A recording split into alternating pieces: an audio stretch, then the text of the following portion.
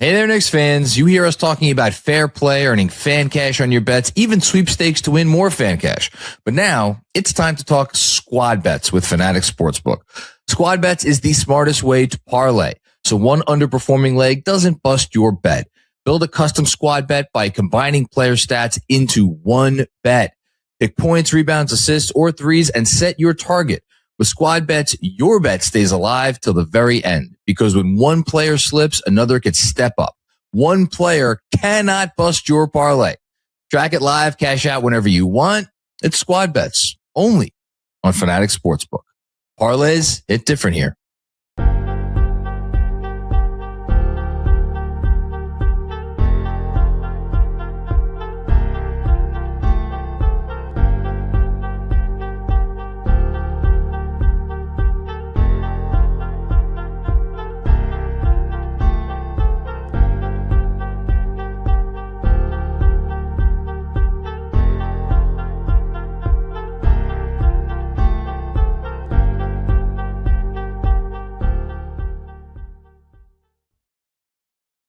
Let's fucking go, baby.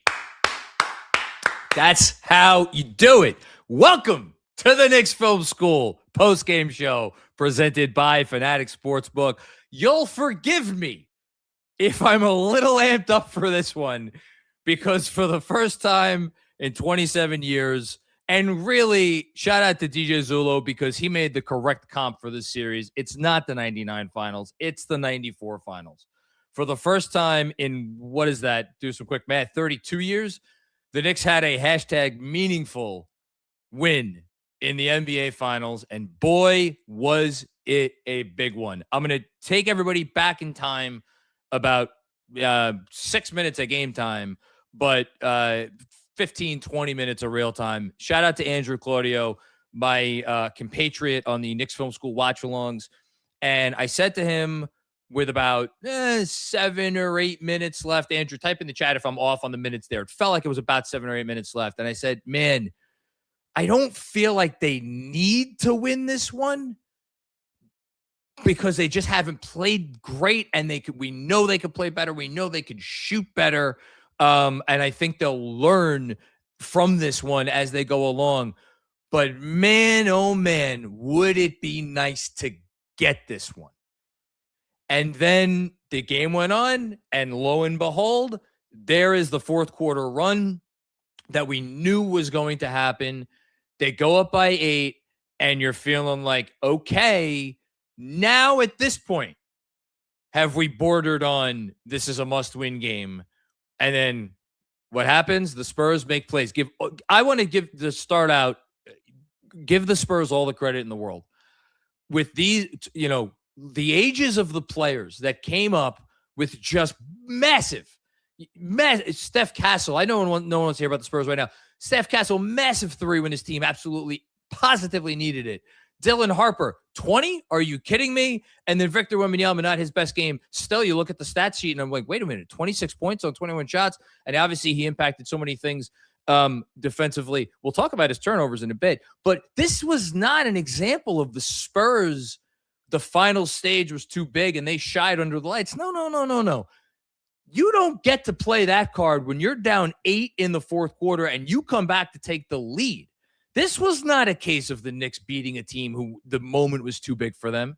This was a case of the Knicks doing what they have done all year, what they have done over 2 years with this iteration of the team, and what they have done every time they have been in a big spot in a big game with Jalen Brunson running the show. And that is to say, not tonight, not like this, not on my watch. Down 14 points in the third quarter. You want to talk about every ounce of momentum going San Antonio's way.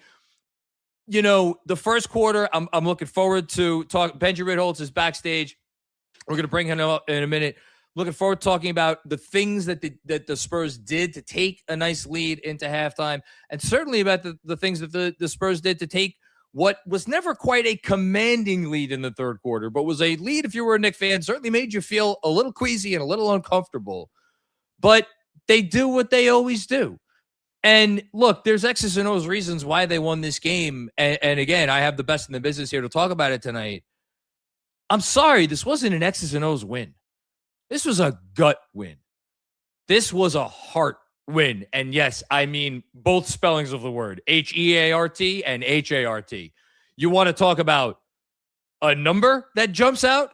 How about 15 rebounds for the guy that's 6'4", and one more massive than the last. You want to talk about big time performances? Karl Anthony Towns. You know, you look at that stat line: 18 points on 15 shots. Okay, 4 assists. Okay, 12 rebounds. No. This was the biggest stage of Karl Anthony Towns' career, and he responded in the biggest way that you could possibly expect him to. Anybody with any fears about Karl Anthony Towns' final stage? Oh, is the old cat? Nope, none of it. And look, big shots from OG Anunoby. What a game off the bench from Landry Shamet. Mitchell Robinson making contributions. No one played poorly. Even Deuce McBride, I'm looking at 2 of 7. They didn't play poorly. Everybody made contributions. And then, of course, and I wore my Captain Clutch shirt tonight, the captain. Because what does he do? He wins basketball games. And you say your guy's better at winning basketball games over my guy? Well, that happens right up until it's time to actually win the basketball game. And when the Knicks went down 1 after that big Spurs run, 9-0 run, what happens? Well, Jalen Brunson for 3. And what an absolute massive win for this Knicks team. And I'm going to bring Benjy Ritholtz up here right now, who is someone I cannot emphasize enough how lucky I am to be able to talk to this guy about basketball all the time. Let alone to read his writing. Absolutely the best in the business. Benjy Ritholtz. Save the X's and O's for a few minutes from now. X's and O's. What's an X and what's an O? W's and Y's. Yeah, I don't know if there's any X's and O's in this guy's name. Man, look. There's one. There's an O. There's an O. There's an O. Look, it's one. Let me come down for a half a second. It's only one game. As we've seen in recent history, if you're a road team and you win game 1 of the NBA Finals, you would think that that's a red carpet to the championship. It's been anything but over the last 15 years. So, look, long way to go. The Spurs did some stuff tonight, but I'm just going to start here. I think this loss was bigger for, and this might sound crazy, I think this loss was bigger for the Spurs than maybe the win was for the Knicks. Does that make sense, and do you agree with that? That's interesting. I hadn't thought about it that way.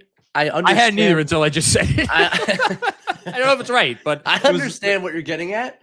It felt like they had control of the game. It felt like it felt like Wemby was doing the thing. It's like his supporting cast wasn't doing anything particularly special except for Champagne's shooting performance in the first half. Otherwise, they were all okay. Harper, we give Harper a little bit more than okay. That's correct. Harper in the first half was spectacular. You're right. Yes. But the third quarter, it just felt like, oh, this is like the wrench. Like he is just a human wrench that you could be playing the most beautiful basketball in the world and win every playoff game you ever play, and then you run into this guy and nothing works because he stretches over the entire court. He's like a freaking like a shadow from like an aircraft that just spreads over the whole thing and blocks out the sun. You can't go anywhere. You can't find 5 minutes of third quarter basketball. And you watch it and it was fully because of him. He's just everywhere. They couldn't find the shot. Every shot was tipped or short because he was right there. They just couldn't find anything. And it's like, okay, so the Spurs are doing the thing. Like, this is what they do. This is what he does. And I think in that way, John, you're right, because I think the Spurs probably started to feel like they were turning the screws. We got him.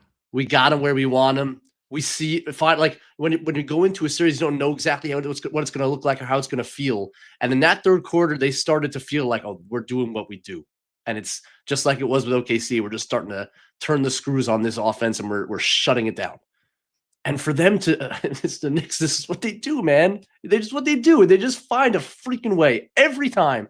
And they wore him down, John. Wemby can do this for stretches of the game. Can he do it for 40 minutes a game? And he couldn't. In the fourth quarter, it was the Knicks found offense. They found shots. They moved. Brunson obviously made shots because they're shot makers, which is what which I wrote about before this game. Like, they just have guys, no matter what happens in the possession, that can make the shot. And they made a lot of shots in the fourth quarter that were not easy shots. OG Anunoby over the Goliath, over the Minotaur. He did it in the NBA Cup. The same shot from the opposite corner. Same shot. It was like it was in the first quarter of that game. 2 jabs right over the top, because the Knicks have guys that shoot the ball quick and high, and they're not. I shouldn't say they're not intimidated. In the third quarter, they sure looked intimidated, but they all know they can get the shot up, and they found enough shots in that fourth quarter. The defense was the story, but the offense found enough in the fourth quarter because, look, the concern in this series was always, can they score on Wemby? I always felt pretty comfortable that their defense could do some good things against the Spurs offense. I wasn't positive that they'd be able to score the ball with enough consistency against Wemby. And the shot making just got there in the fourth quarter. You just give the guys credit for being great offensive shot makers. That's what they are. We're going to talk a lot about the fourth quarter. We're going to talk a lot about how the New York Knicks gave up 40 points in the second half of this basketball game, again, to a team that just dethroned the defending champs in their home building with their crowd insane. To give up 40 points in that second half is absolutely outstanding. I have to hop off to go on Hot Sports on SNY. I won't be gone long.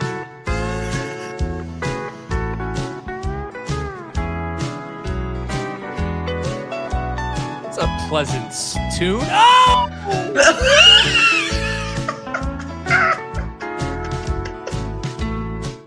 Howdy, losers! Hey guys, question. You remember the Alamo? Me neither! They say everything's bigger in Texas, including these nuts!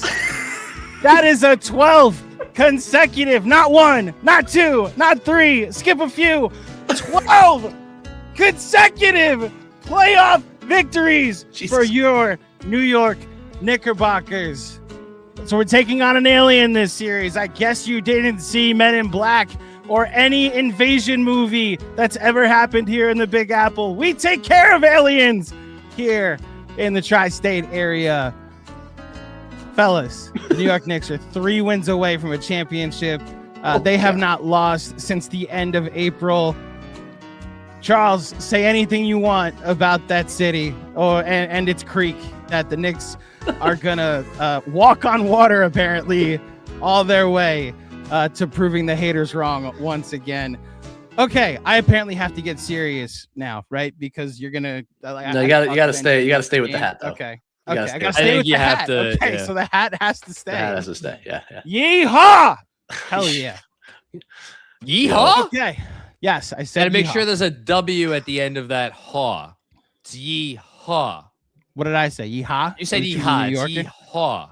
I thought I said yeehaw, but that might just be the I'm not from there in me kicking in. So, yeah. Okay. Well, John, we bid you adieu. We'll see. I'll be back in a little bit. Thank you, everybody, and I'll see you in a few minutes.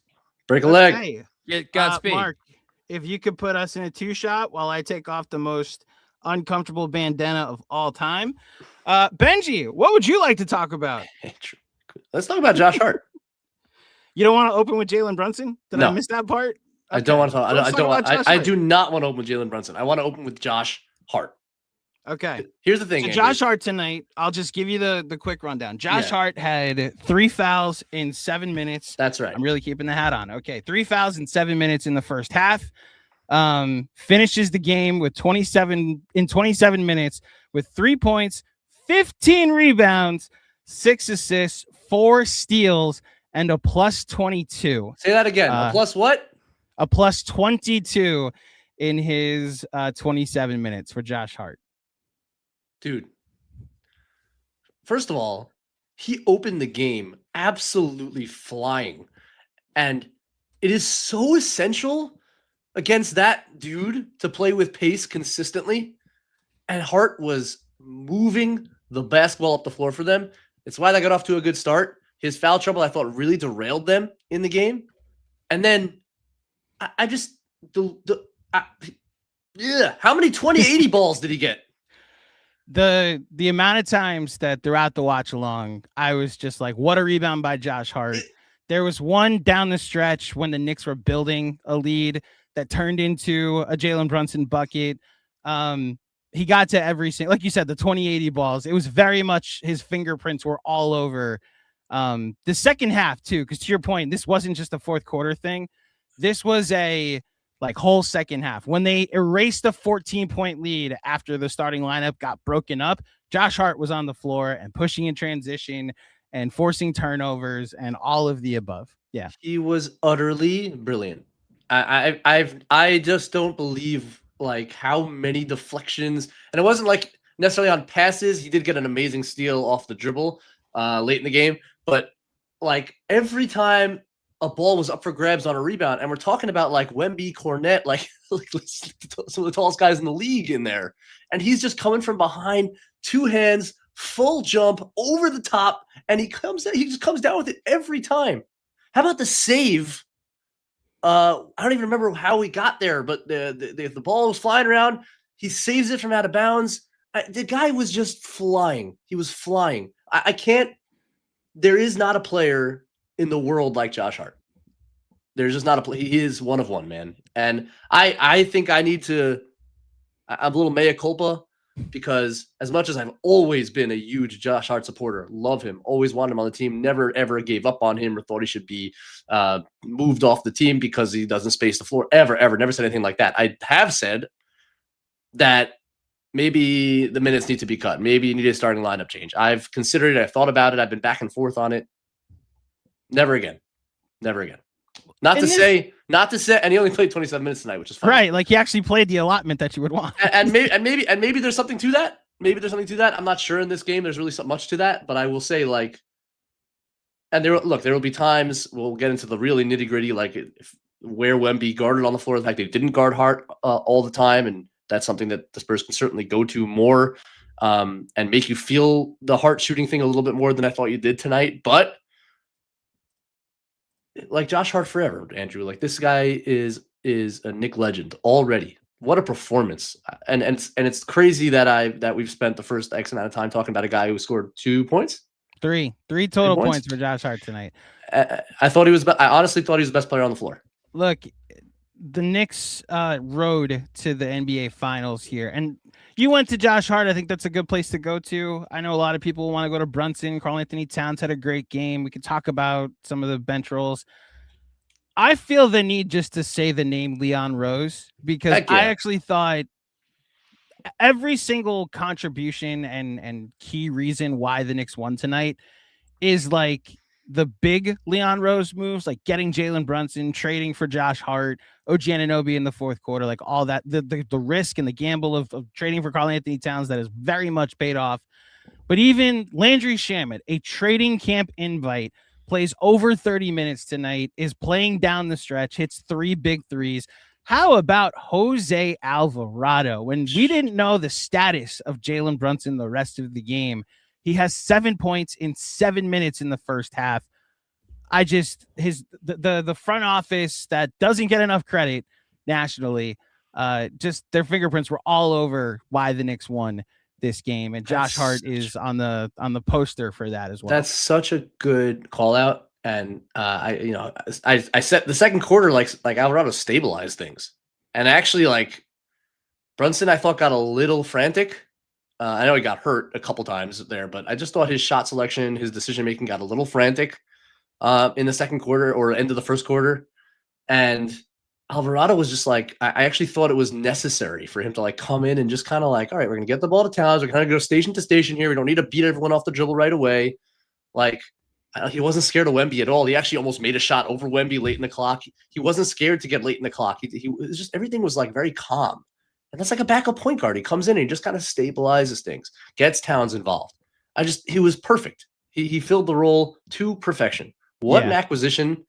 His minutes have fluctuated a bit in the playoffs, but he's been a mainstay now in the rotation after losing his spot, I should say, in the regular season for a minute there.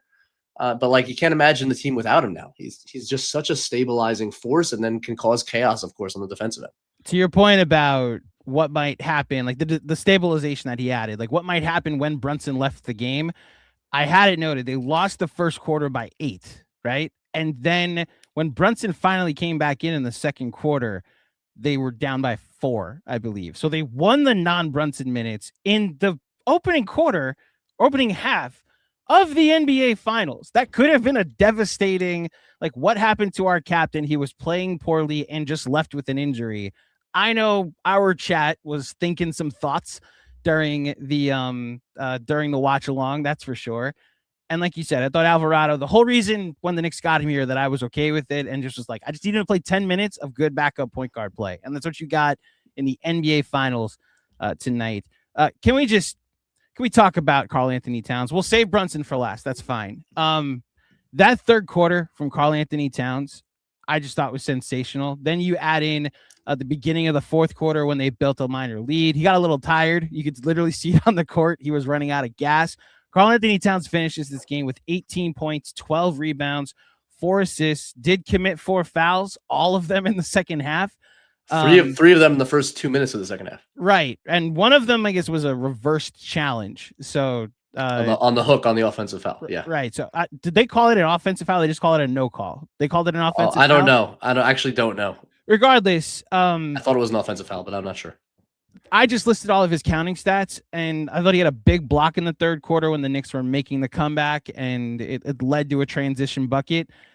The job he did defending Victor Wembanyama tonight, I want you to speak to that. Now, was some of this just Wemby settling and potentially not having the legs, or was it actually good defense from Karl-Anthony Towns? What did you see? Well, I think Karl-Anthony Towns has a lot to do with him settling. I think he's not Wemby does not want to go down there against that guy. He's much wider. Like, he is the rare 7-footer who's bottom heavy. And like, that is hard for Wemby to deal with his kind of center of gravity where it is. And, trying to take Towns off the dribble. He got that 1-and-1 in the fourth quarter, which was a huge play after he had made the 3. And I felt like, oh, Wemby's doing the thing down the stretch here. Felt like that for a second. And I was like, man. And I actually said, maybe they should go to OG down the stretch. The way Vassell was shooting, just stick Cat on Vassell and like see if you get away with it. And they never did down the stretch, which I thought was really interesting. Showed a lot of faith in Karl-Anthony Towns because he has become a really good defensive player, Andrew. He's just solid. Like, I think if he was always in control of his own movements, he'd be the best player in the world. So yeah, I think that's his limitation, is like he has to do 4 or 5 things a night where you like want to pull your hair out. And he did those things tonight, unquestionably. But on the whole, as the defensive performance on Wemby, the rebounding, the third quarter, just willing his way to buckets. And this has been like, it's such a maturation process for him. And he's not a young player anymore. And that's why it's so cool to see someone really mature and grow into himself in a way, as Karl-Anthony Towns has this year. It's not always going to be pretty for him. It's the way defenses play him makes it really hard. It's just like, he probably walked into the league thinking it would be very easy for him to run a pick and pop whenever he wanted and to get a 3 if he ever wanted it, and then to post up whenever he wanted it. And like, the league has evolved and changed, and now that is really, all that stuff is hard for him. So what does he do? He just freaking crashes the offensive glass, pounds you in there. He just hitting you and wears you down and fights his way to buckets. And when Wemby was on him a few times in the first half, drive right to the bucket. I love that. Just go right by him. And Towns is big enough where he can actually finish. Like, Wemby can't get him from behind every time. Like, Towns can actually go finish. It was just it was like a manifestation of everything we've seen from Karl-Anthony Towns this playoff run, especially late in the season, the playoff run, like a mature, self-assured, two-way, excellent basketball player. That's what he was. I like that you talk about, like, it's the buildup, right? Like, this is actually the culmination to him getting to this specific point, because a very basic defensive principle: play defense with your feet, not your hands. We know Karl-Anthony Towns has played defense with his hands a lot. Every time that he would have Wemby and it was above the break and he was guarding him, I was just yelling, cookie jar, like, keep him out the cookie jar. Just don't let him come to you. If he gets contact and gets a whistle, it's fine, but make him settle. And we saw Wemby settle a lot in this game. Just to read the numbers, in that third quarter, Karl-Anthony Towns had 10 points, 4 rebounds, 2 assists in a quarter in which the Knicks erased a 14-point deficit at one point. And he finishes the game, like you said, crashing the boards with 4 offensive rebounds. The Knicks actually lost the offensive rebounding battle tonight, and 4 of the rebounds that Cat did get did create other possessions. So they lost the offensive rebounding battle, but they had 9 more second chance points. Yeah. They took 5 more shots in San Antonio because of the turnovers. Also, you add those in. So the possession game overall, thanks in large part to those Cat offensive boards, one of which, of course, came again off a Wemby closeout onto Josh Hart. That's something I flagged early before the series, as in before tonight, that whenever Wemby contests the 3, it's basically Towns with a bunch of children in there. They're all too small for him. Yeah. And when Wemby's down there, with his arms, no matter whether he's in position or not, he's going to make it hard for anyone to get a rebound. When he's out, that's when Cat attacks the glass. The and one that you're talking about, and we highlighted it on the watch along too. Like, that was Keldon Johnson that he was boxing out, and he just had to be big, right? Like, had to be bigger, and you saw it. It's been the whole story of the playoffs, but just a revelation what Karl-Anthony Towns has been. It's exactly the co-star that your captain needed. We'll get to the captain later, we promise. OG Anunoby. So there are things I usually miss that OG does off the ball, defensively. This is where I want to pick your brain on this. OG Anunoby finishes with 17 points, I believe 12 big points in the fourth quarter, including 4 for 4 at the line down the stretch. Finishes the game 17 points on 5 of 12 shooting, 3 threes in this game, 1 steal, 1 block. What did you see from OG Anunoby tonight? I saw a shot maker in the fourth quarter that, again, talk about like the distinction between this team and like OKC. It's the ability of the role players late in the clock to make a shot and how valuable that is. I mean, Brunson had to take a whole lot of shots tonight, and whether we can cut that down a little bit, we can talk about, but he took a whole lot of shots. But, OKC just doesn't have, I mean, obviously they were missing a couple of guys, but like their like corner guys are not able to create a shot late in the clock. And the fact that OG and Bridges, who didn't have it tonight as much, but OG can, face down Wemby as the clock winds down, jab twice and make a 3 over the top, is such a rare thing for like your third or fourth option on offense. That is so valuable in the playoffs, especially when every possession is so important. You have to value them. You have to get shots on goal. Don't turn the ball over. Like, these grenades to role players so often end in really bad shots, turnovers, whatever. And the Knicks role players are able to get shots on goal, and decent ones at that. And OG's ability to do that. Then his drive, I don't remember when in the game it was now. Must have been like early in the fourth, gets downhill before Wemby can get back on an isolation drive to his right, finish. It was to open the fourth quarter. Yeah. I mean, these are plays that like most, like quote unquote role players don't make. Now that's why you pay a role player what you pay OG Anunoby, because he can do it's 3 and D to the nth degree, but it's plus. It's the other stuff that he can do to win you a basketball game. The defensive side of the ball, he's always there. And I think the way the Spurs play, because they have so many guards that can dribble the ball, like they're going to pick their matchup wisely.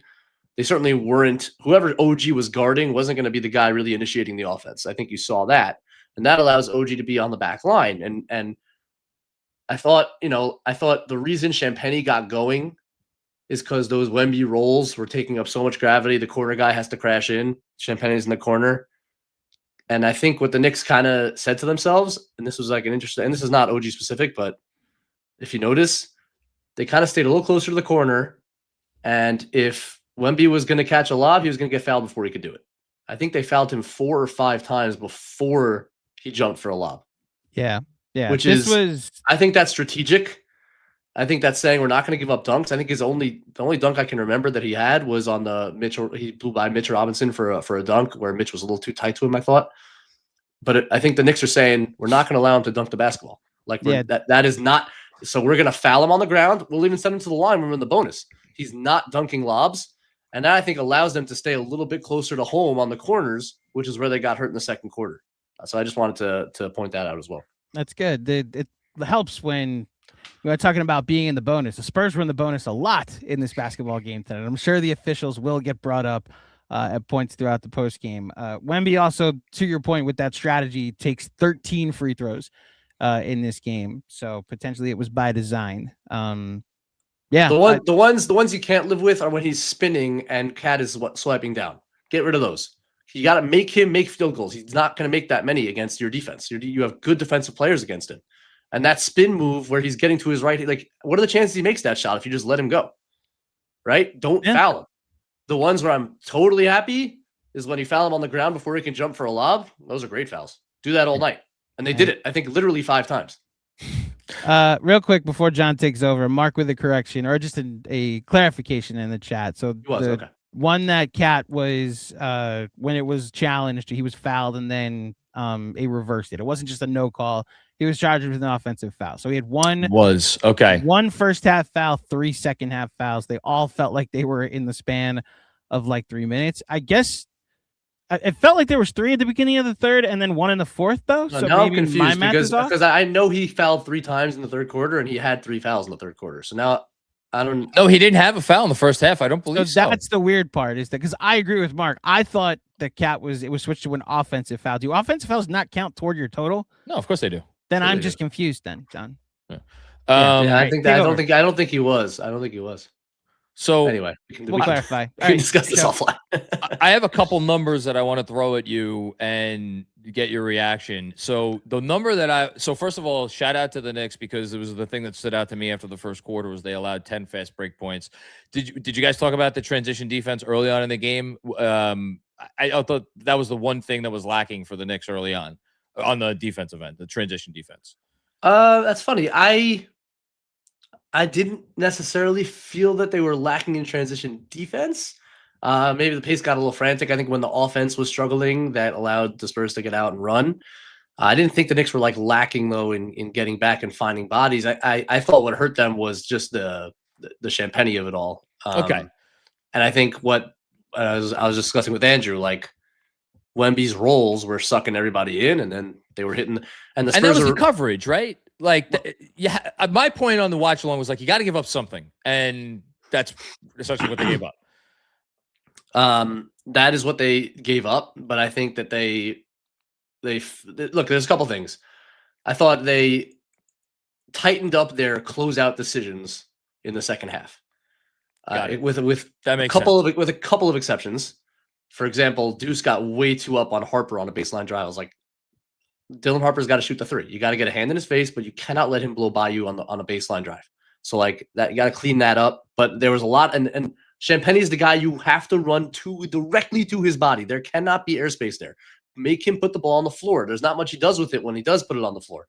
And they just did a much better job of that in the second half, just closing out. But I thought the strategic shift also was basically, look, the Knicks were not going to give up Wemby lobs. That was clearly the message. No Wemby lobs. And because of that, they're sucking in from the corner, and the Spurs are very, very good. Their guards, Fox, Castle, are excellent at cross-court fling passes, and they made them a bunch of times for open threes. I thought what the Knicks did in the second half was kind of stay home a little bit better on those lobs, and then if you have to just foul Wemby before he jumps on the lob because you're not helping as much, that's fine. So foul. And they did it so many times that it had to have been a strategy. Like they were not letting him jump on those lobs because the Wemby dunks are what you can't give up. Yeah. The Spurs have questionable field goal shooters all over the floor. Well, For a finals team, they do not have high percentage shooters. And I think the goal has to basically be force them into field goals, no dunks. Even I'd rather a free throw than a dunk. And you saw a couple times they committed really smart fouls, and the Spurs missed free throws. McHale had one tracking back on a wide open fast break. Who was it going with? Champagne? Was it on the break? I don't think that one was Champagne. I think that was it was Harper. It was Harper. Well. Yeah, it was Harper, I think, and he fouled him on the arm, and Harper missed a free throw. Man, those things add up. Like when you just don't give up dunks and layups. And I thought the Knicks did a really good job of saying nothing easy. again, cut down on the stupid fouls, but like overall, I thought the defensive strategy was really sound once they cleaned up the Champagne corner threes. And the intensity just like ratcheting it up to an 11, at some point in the third quarter, I would say. Some stats that the stat that I was going to reference before, they gave up, according to ESPN, 10 fast break points in the first quarter, only 5 fast break points the rest of the game given up for the Knicks. So to the extent that there was anything off about that in the first quarter. You may well be right. I'll watch it back. I mean, it could be. I thought maybe it was just the result of bad offense, but hey, if they stopped it after that, that's a good thing. This is the number that kind of floored me because I'm like, man, I don't like, did they really get this many? According to our friends at Pivot Fade, 29 restricted area field goal attempts for the Knicks, and they were 19 of 29 on restricted area field goal attempts. Now, a lot of that was, well, let me ask you, does that number check out for you? I mean, it checks out when Cornette was in, that's for sure. True. Man, like they attacked the paint. It's amazing. Yes, like, and we saw this with OKC too. Like guys are like, oh my God, the space. It's like they could see again. It's like, it's unbelievable. But also, look, go in there. Drives when Wemby was on him. Look, that's and to me, that's you talked about Cat, but that's the obvious Spurs adjustment, John. For me, like Wemby was so tight on Cat. Yeah, and the fact that he was guarding him at all was really interesting.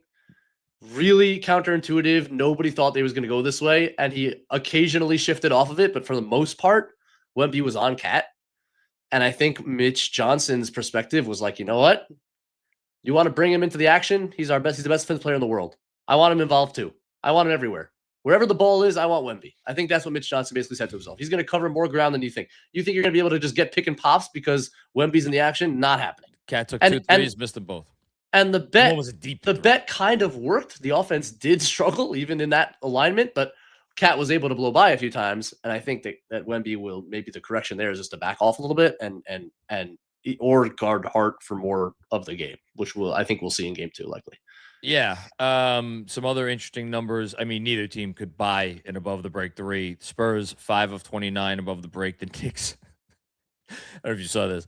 Knicks were 3 of 23 on above the break threes, and they won the basketball game in part because 8 of 13 from the corners. Oh, like, is there a better corner 3-point shooting? Is there a better corner 3-point generating team in the league? Is there a better corner 3-point shooting team in the league than the New York Knicks? So I love both of those numbers. And again, credit to the Knicks. Not only did they do well in the restricted area, when they did get into the paint, 6 of 13. So that's 6 of 13 non-restricted area paint shots, which is like, that's okay. In addition to the above the break threes, 3 for 23. Do you know what they were from the mid-range outside of the paint? 3 of 16. Jeez. They didn't make any shots tonight other than corner, paint, rim.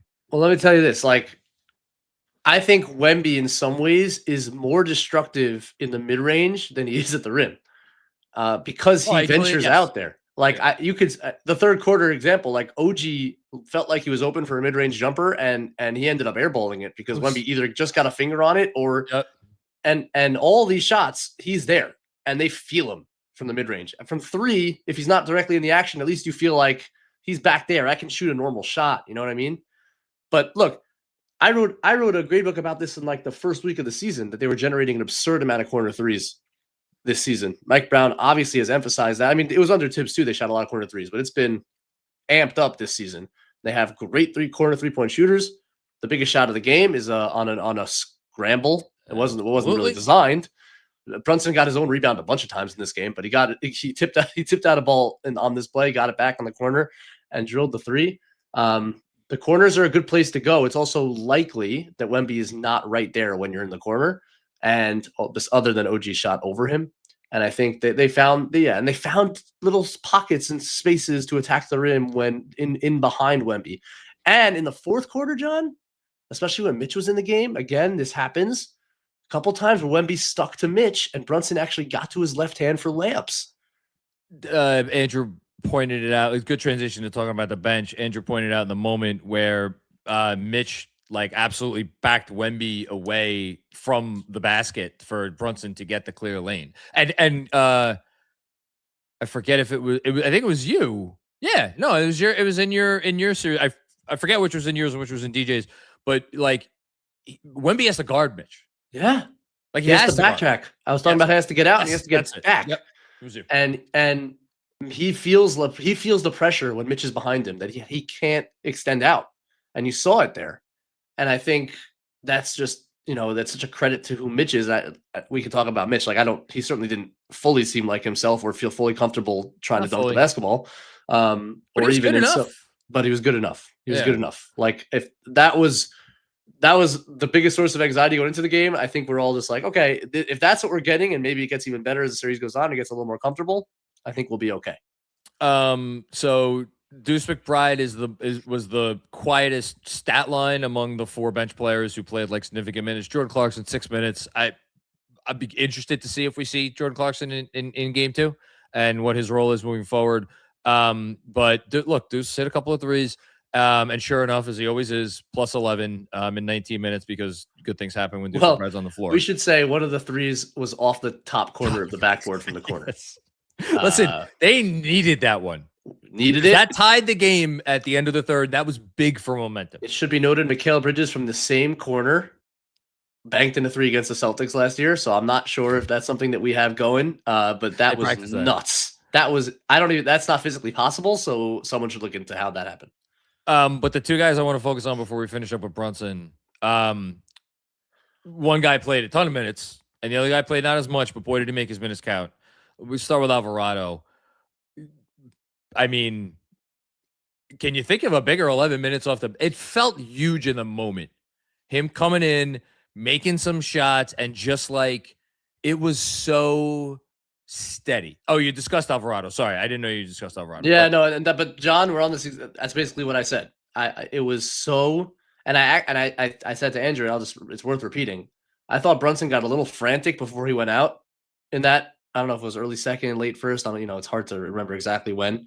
Well, a lot of shot attempts throughout the game. He got hurt at the end of the first, right? Right, yeah. But no, I think I know what you're talking about. Yes, but he was getting frantic before he got frantic, and he turned the ball over a couple times, and then yelled at the refs. Turnover was, and then Alvarado came in and just like, hey, let's like chill. Like it is the NBA Finals, but for a backup point guard who's never played in the finals, should be noted, to come into the game and just be like, I got this under control. Like settled the game down, got to spots, found Cat. The whole game calmed down when he came in. And that was not a coincidence. And that is such a credit to like what a backup point guard is supposed to be. Yep.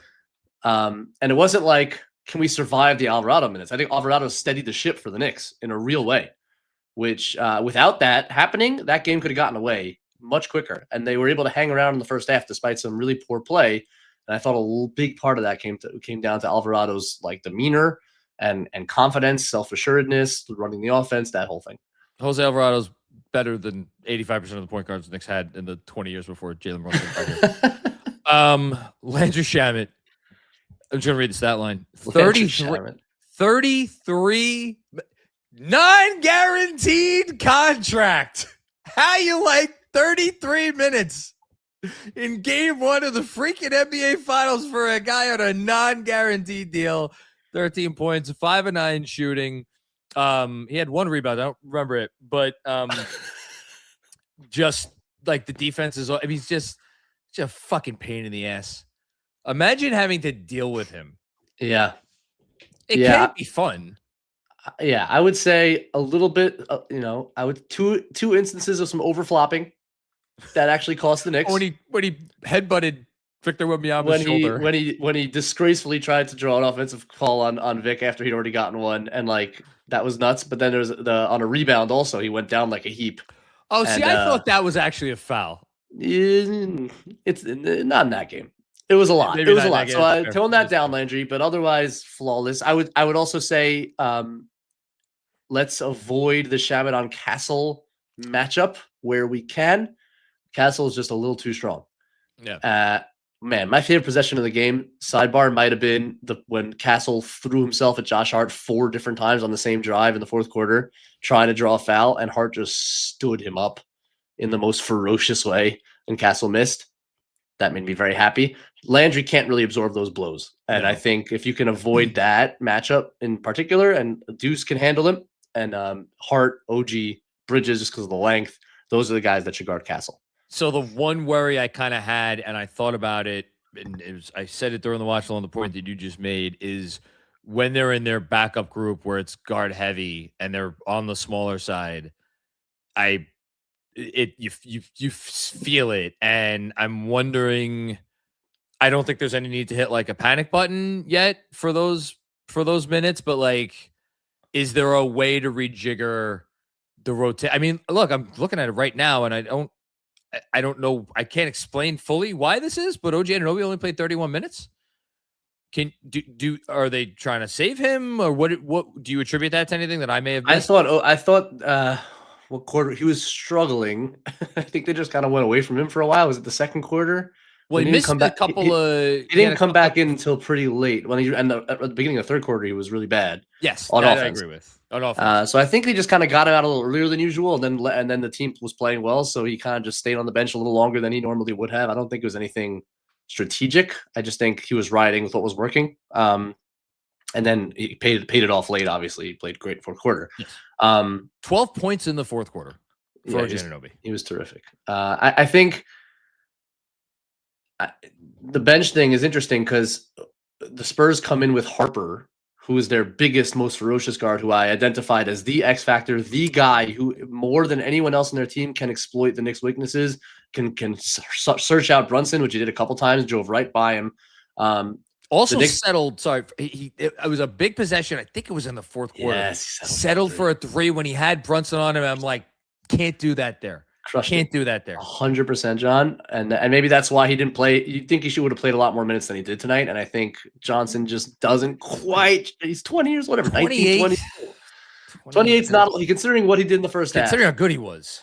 But I think, again, the Knicks adjusted a little bit, except for undisciplined McBride to close out to the corner. Otherwise, like, close out short to him. Got to make him a shooter. If he makes a couple, you don't overreact. That's not his game. But, like, he's the guy that can exploit the Knicks small guards. And he comes in off the bench when more Knicks small guards come in off the bench. And I think that is a little bit of a conflict. And I wonder if the adjustment there is to leave Bridges and OG that's in there, or Hart or whoever, to have that extra wing, or have two of them in at once and kind of rejigger it that way, or, sub out a little earlier so that you can get to that when Harper comes in. That might be an interesting adjustment because, it felt at times, like, especially when Harper and Castle were out there, that they were overwhelming the Knicks small guards into the paint. And talking about pivot points of the series, the Knicks have 9 guys. Like, the Knicks very clearly have 9 guys. Spurs tonight, Harper, we just talked about him, played 28 minutes. Cornette played his 10 because he has to play his 10 because Wembanyama can't play much more. And 38 minutes for Wemby, that's a lot. Let's see curious how he looks in 48 hours from now after playing 38 minutes tonight, coming off that 7-game series. And then after that, Harrison Barnes played well in his 12 minutes. Attempted 2 threes and didn't make either of them. And we'll see what happens there. And then Keldon Johnson, 8 minutes. Wow. You want to talk about falling out? This is a 6 Man of the Year award winner playing. And he made a corner to 3. I didn't think one corner to 3. Yes. Nothing was egregious necessarily. I'm a little surprised. And I was kind of shocked at all the Harrison Barnes that we saw. I didn't understand that. It was, other than Wemby not starting out on Hart, it was the biggest in the game. It was like, there's a lot of Harrison Barnes. Yeah, I think Johnson's thought there. I think Barnes gives him someone obvious to throw on Cat so that he can more easily go to Cat on Hart. I'm sorry, with Wemby on Hart. Yeah. I think that's probably the thinking as to why Harrison Barnes played so much, but it was kind of shocking. And then I thought the Carter Bryant minutes. Well, he had the misfortune of coming in to guard Jalen Brunson after Jalen Brunson had enough of not getting some foul calls. Like the Knicks don't care about it. It was just like, I felt like, again, there's some things Mitch Johnson, I think, could have adjusted minutes wise. Harper probably needs to play a little bit more, less Harrison Barnes, and maybe no Carter. I just didn't think the Bryant minutes were helpful. He came in, he's undisciplined. What? Who are you playing? Where are the minutes coming from if you're San Antonio? Well, I did. If I watch it again and I see why he took out Keldon Johnson after 8 minutes and didn't play him again, I will get back to you. But I feel like Keldon at 15 instead of Carter Bryant at whatever he played. Just eliminate that stint. So basically, you're giving Carter's 4 minutes to Keldon Johnson. Yeah. I don't know. Man. Look, we've talked about the depth. The depth is advantage. Yeah, they are. Knicks, They're again the Knicks for the fourth straight series are playing a deeper team, which is a miracle, but it's true. Let's talk about Brunson, and then we'll talk about adjustments, and then I will mercifully let you go to bed. Bed. Who's going to sleep? You want a finals game, you animal? This was, to me, a classic Jalen Brunson game, not in the sense that it is a game that we will tell our grandkids about because he has had those games, but in terms of when I think about him as a playoff player for the Knicks over the years, yes, of course I think about some of the scoring exploits and the big shots and this and that, but I also think about him figuring it out, just poking and prodding, like a boxer who is all right, he's taking some shots to the midsection, but he's avoiding the knockout punch, and he's landing a couple shots, but not landing the big one. And we've seen him start off series like this before with shooting lines that look a lot like this. I mean, what was he, 12 for 31? That's obviously not efficient, but I don't know. Do you feel like he figured some stuff out as the game went along, or they figured some stuff out with him as the game went along? I don't know if I would say he figured stuff out. I think he got going again with Mitch on the pick and roll. That's always just been a dynamite combination, and the gravity that Mitch has as he rolls into the lane opens up Brunson in interesting ways. There were definitely some mid-range shots. There were both mid-range shots that I did not like, that I thought were rushed and early, and then there were some mid-range shots that he just missed that he doesn't miss. So there was some of that. Look, it was a lot of Jalen Brunson. That's a lot of shots, and I don't think in an ideal world he takes 31 shots in a game, in any game. I think this is most of the. I'm going to look it up right now. If it's I would imagine it is. Playoffs. I don't know offhand. I got it for you right now. I think bringing Wemby into the action in some ways almost forces him to make those plays on his own. He feels like I have Wemby in the action, so I'm going to try to get shots up, and I think maybe that's part of it. But the thing with Jalen Brunson is you think you're going to wear him down. He's a 6'0" guard. You injured him twice. But there's no such thing. Jalen Brunson does not get worn down. And Jalen Brunson just gets to the fourth quarter and he takes it over. And it happens every time. It's like a metronome. And man, shout out that account, Lev Akabas. I don't know how to pronounce his name. He's literally Michael Jordan in the clutch. That graph? I saw that. But what's interesting about that graph, which is kind of misleading, but it was about Brunson, so I retweeted it. The reason he's so high up there is not because he's the most efficient. It's because he has the most volume in the clutch per 30. So he and Michael Jordan have shot the most often in clutch scenarios of all time. I don't know when exactly that went back to. I don't know how long that chart covered in NBA history, but at least in modern NBA history, no one shoots more often in the clutch than Jalen Brunson and Michael Jordan. And you know what? That's how it should be, because it is efficient. It's not hyper efficient, but it's efficient. And there's no one else I want taking the shot in the world. He's the best there is, man. What else can you say? And they get shots on goal. You always talk about it. DJ always talks about it. It's shots on goal. And when you have a team that, it's not maybe the strength that it once was, but it's always offensive rebounding is always going to be a strength. Shots on goal. Biggest shot of the game. He gets a shot on goal, scramble situation, and nobody plays better out of scramble situations than the Knicks. Yep. Nobody generates threes better out of a scramble situation than the New York Knicks. And they did it again, and they won the game. It's funny. So this tied his most shot attempts of the season. The only game when he shot this many, equaled this number, 31 field goal attempts, funny enough, was an overtime loss to the Indiana Pacers back in February when they were in not playing the best basketball. And I remember that post game like it was yesterday, because there was a lot of criticism of it's too much Brunson down the stretch. He's got to be more willing passer, the whole thing. And look, occasionally those games happen and those moments happen. It happened earlier in the playoffs. It happened in, what was it, game 2 against Atlanta. We're having those conversations, but like more often than not, it's going to end pretty well if you're in a close game in the fourth quarter and you got that guy on your team. What is the biggest thing you are going to look for the Knicks to do differently, if anything, in game 2? I think offensively, they really got away from this in the third quarter. I thought, what's death, like when Wemby really strangles you, is when you hold. Yes. And yes. The oxygen is just gone because he covers everything.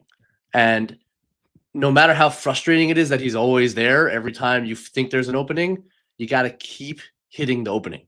You just got to over and over again, as many times in a possession as you can, hit the opening and find the next opening until the crack gets just big enough. And sometimes there'll be possessions where it never gets big enough because he is Superman on defense. There's never been anyone like him. You have to accept that, understand it as a competitor, like embrace the fact that there's nobody like this guy. There are going to be possessions where he does take all the air out, but you can't be the cause of that lack of oxygen. You have to keep hitting the gap. And there were just a few possessions there. I think that's the focus for the Knicks. Next pass, next screen, over and over and over again. There should be 5 to 6 actions in every possession if you can do it. Obviously, there's some possessions where you back Brunson out and you isolate, but otherwise, when you're in the flow of your offense, it's action after action after action to try to just create creases. That's the best you can do, and that's the key for the offense, I think. Defensively, not a lot, John. Like, it was a really great performance defensively. They still, and I loved they still have the OG card to play. They haven't really played it yet, just a couple possessions over the course of the game. There were a couple of times where they had OG on the ball and Cat guarding the Wemby pick and roll, and you just need to be able to switch that cleaner. That should not develop into a pick and roll like that. The purpose of having OG at the point of attack there is so you can just switch it and take them out of their pick and roll game. So I think they can clean that up and then close out decisions. And I thought they got better as the game went on. But the Spurs, I think more than even most teams, there's very clear rules that are in place here. You close out short to Fox, to Castle, to Harper. Okay, yes. Those guys you close out short to. They can shoot as many threes as they want. Contested ones, but they can shoot as many contested threes as they want. You close all the way to Champagny. And Wemby, don't jump. If he makes threes, again, Wemby will win a game this series by making 5 threes. That's going to happen. I'm telling you it's going to happen. When he makes jumpers, they win. It's too hard to stop everything else. But you have to live with that because over the course of a series, I don't think he's going to make enough to beat you. So you have to be disciplined on him. Champagny is all the way out. Everyone else is closed short. And those rules need to never be broken. You're not going to do it perfectly, but as close as you can get to perfect, that's the adjustment on that side. Just real quick in regards to running 5-6 actions on any possession, I had the thought this morning when I woke up, I'm like, this has to be a pace series for the Knicks. They have to get the ball up the floor fast. Did you think they did a good enough job of that? When Josh Hart was in the game, they did. Yeah, you better believe it. The way they started the game was outstanding with pace. Josh Hart leading the break. There's a reason that they were plus 22 in his 27 minutes. Part of it is because what a fucking game. I know. I talked about it with Andrew already, but we should talk about it. I know. I'll wax poetic with the super chats. No, but like it was crazy. The rebounding over the top of bigs, the 2080 balls. What was the rebound he had? Oh my God, after the Brunson 3, the rebound he had after that 3 was like. He felt like he was climbing a ladder and just like grabbing with 2 hands off the rim over the back of Wemby, Cornette. It didn't matter, man. It was his ball. This is what Steve Kerr was talking about. It's his ball. Nobody else is getting the ball when he's around. There were a couple, not just the ones where he elevated over. There were a couple that like the ball kind of came down and there are 3 people there. And what do you know? He spins out with it. Like he always gets it. So valuable. I've never felt better about a dude scoring 3 points in my whole life. I'm blown away by his performance. I thought he was the best player in the game. I thought he was the best player in the game. I have a lot of regrets of things I've said over the years at Knicks Film School. My vociferous defense for Josh Hart on multiple occasions is not among them. It's a mea culpa for me. Like No, it's not. Give me a break. I You don't get any look, mea culpa. I said to Andrew, I've always said he's an essential part of the team. He's a Nick legend. Don't stop shipping out of town ever. Like this guy is going to retire, Nick.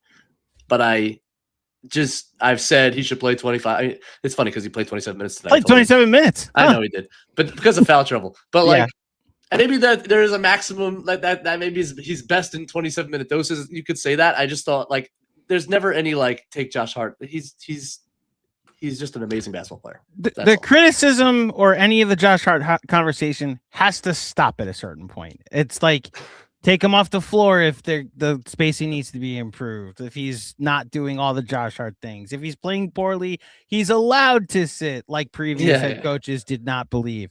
That 100%. Was the entire adjustment. 100%. He is a winning player. He is talking about his college. He's the champion, winning player, right? He's the winning player. This is a guy you want out there when you need to get the big rebound, to make the big play, to start the big comeback for the most part. Like there is an appreciation for Josh Hart. I hope so. The smartest thing, honestly, about Josh Hart that you ever said, Benji, was last year he wasn't like underperforming. He was overexposed. And we've now gone an hour and 1 minute into this podcast and not said the name Mike Brown, who I thought coached an outstanding game, understood exactly what to do and when to do it. The Michael Brown that he didn't make when Cat was at the line. I understand like Cat was at the line, so Mitch couldn't come in, but he'd sent Mitch to the bench in the third quarter and realized Cat has it rolling. Let me get 3 more minutes of Cat offense. And then Mitch came in with a minute and a half left, which eliminated the hack and Mitch as well. Mm-hmm. I just thought he pushed every button tonight. The calming lineups that were out there, even when Josh Hart wasn't out there because of foul trouble, that was able to keep the game close in the first half, making sure the right lineups were out there when they started the comeback in the second half. And I just think it's poetic. Exactly 1 year to the day that the Knicks fired their head coach after losing in the conference finals. We're sitting here with the Knicks up 1-0 in the NBA finals with their new head coach. And look, Mitch Johnson finished, where did he finish? Second or third? And coach third. Of the year, third. Okay. That's great. It's well deserved. I mean, you got the benefit of this alien doing what he did over however many games, but like you shepherded this young team and they won 60 games and there were people who didn't think they would win 45 games. So I'm sorry. I think the Knicks have the coaching advantage in this finals, and I don't know if that's a controversial statement because for no other reason, Mike Brown's been here before. Yeah, he knows how these things go. So yeah, just fantastic stuff from him. Great job by you to bring that up. Can I have one update before we let Benji go? Yeah. So this is courtesy of our friends at Fanatics Sportsbook. The New York Knicks are now favored to win the NBA championship. Took them long enough, these idiots. Shout out our friends at Fanatic Sportsbook. Oh no, not Fanatics. The odds maker. The Vegas. The overall Fanatics, Vegas. The best. Lizzie just had Fanatic. We love Fanatics is the best. And I will just say this reflects the money more so than the odds. That's right. The idiots being the betting public. That's right, Andrew. They were gonna flip it toward the Spurs at the beginning of the series. Well, now the money is very clearly leaning toward the Knicks. I hope you guys got your plus value. Shout out to Weekly Wagers. Sean and Mensa have been just pointing out, hey, the Knicks are plus 800. Hey, the Knicks are plus 500. Hey, the Knicks we went through it plus 200. We went through it today. The Knicks at one point this season were plus 1,900 to win the title. Yeah.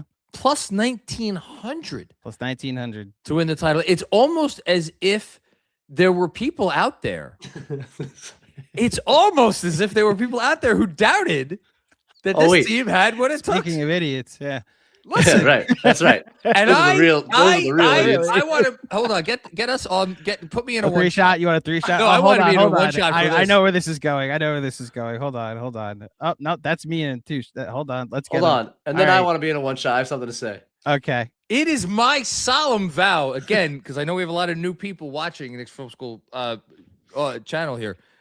I am going to find those people, and they will pay for their sins before all said and done. I will not sleep until they are found, and retribution is paid. That's what I have to say. Can you believe that some people actually wanted to blow this team up, like around the Oh, All-Star break? That's what I was gonna say. So let me Okay, hold on, Benji. scooch over Benji. for a second. Hold on, Benji, go ahead. I have 3 words. Fire everybody, trade everybody, bench everybody. You idiots. Let's go. All right, we're up to 11 words now. What did I say? You said 3 words. This is very No, much but it was like everybody was like. No, but this was the Charles Barkley meme where he was like, I got 2 words for you. I got carried Steve away. Nash and Chris Paul. Must see TV. I was very much on that one. I said 3 words. You said 3 I meant words, and then you said like a whole I paragraph. meant 3 phrases. You nailed it. You nailed it. That's great.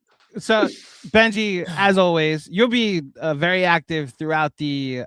You'll be here for Game 3 and for Game 4. Some might say 2 on the active. post game. Yeah, Like Carter Bryant. Well, one might argue that the Spurs could use an extra player that is as available as a Benjy Ritholtz. You want to say anything before we send you off? Damn, man, just soak it in, people. God, if this is, I don't know. I never watched the Knicks win a finals game.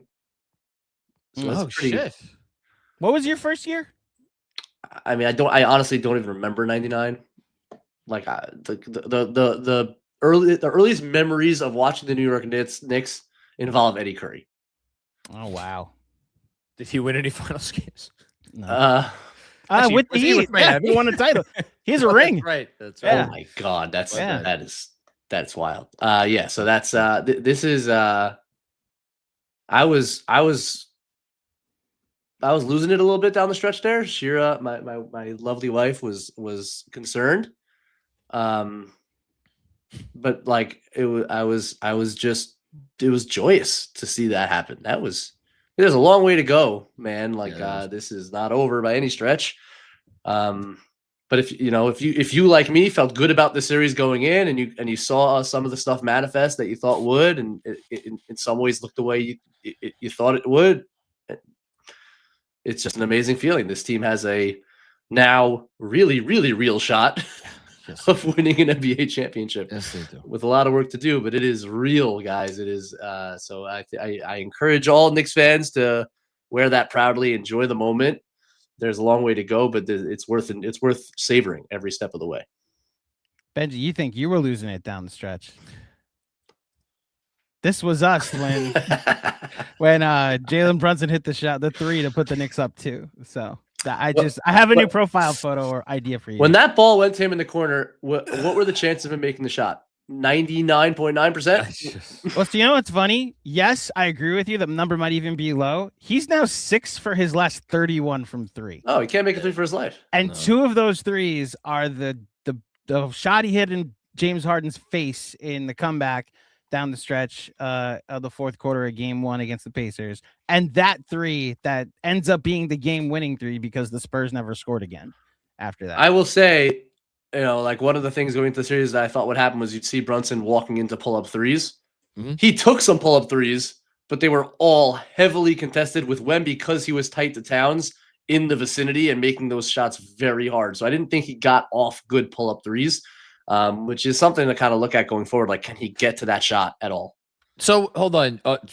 Now, since you brought it up, is there a way that they could take advantage of him being so? Is that Brunson's cue to drive? Yeah, I mean, look, Towns did take advantage by driving the ball past him at times, which I thought was good. I think he cut. You want to drive, but all that's going to happen is Wemby's going to stay on his back. I think what Brunson can do a little bit better is drive 2-3 steps, don't settle for the mid range, get all the way, touch the paint, and then turn and throw back to Towns. I think if Towns stays out there, he might be able to create some really good pick and pop looks. They didn't really get any of those. So yeah, maybe that's a little adjustment too, is like trying to really get deep in the paint, then turn and pass out. I thought the Knicks got some good 3s that way. OG especially, like getting deep, not trying to dunk over Wemby, passing out and getting some open looks. Brunson could probably do a little bit more of that instead of forcing some of the floaters and mid-range shots. This is Brunson. They have come to play talking about the Spurs, more than any other team that we've faced. I mean, I don't know. That's not really saying much. Maybe it's an insult to Atlanta. We have listen. we have the utmost respect for them. We know that we've got to be ready for. I think they bet. I bet you they feel a little fortunate. Like, yes, they earned this one, and yes, it's a great win. But I bet you there's a part of them. It's like, man, maybe a little lucky to get that game. Yeah. I mean, they certainly all think they can play a better collective game. Yes. And that's a good feeling when you pull one out. But I think they're very, very confident in their defense in this series. Yep. I think Wemby makes you think weird thoughts on offense. And I think there will be stretches of every game in this series where it feels like, how do you ever get a shot off? But if the defense sustains consistently, and it feels like, well, it has now for 4 months, you just feel like you have a really good shot to win. And again, the Spurs don't quite have like the ball handling game breaker that can really consistently expose their defense, unless Dylan Harper becomes that player for longer stretches of games. He was for only a certain stretch of this game. He's going to be that guy for many, many years. Yeah, we might have just caught him early enough. It's not the time maybe quite yet, but we'll see. Benji, this is great.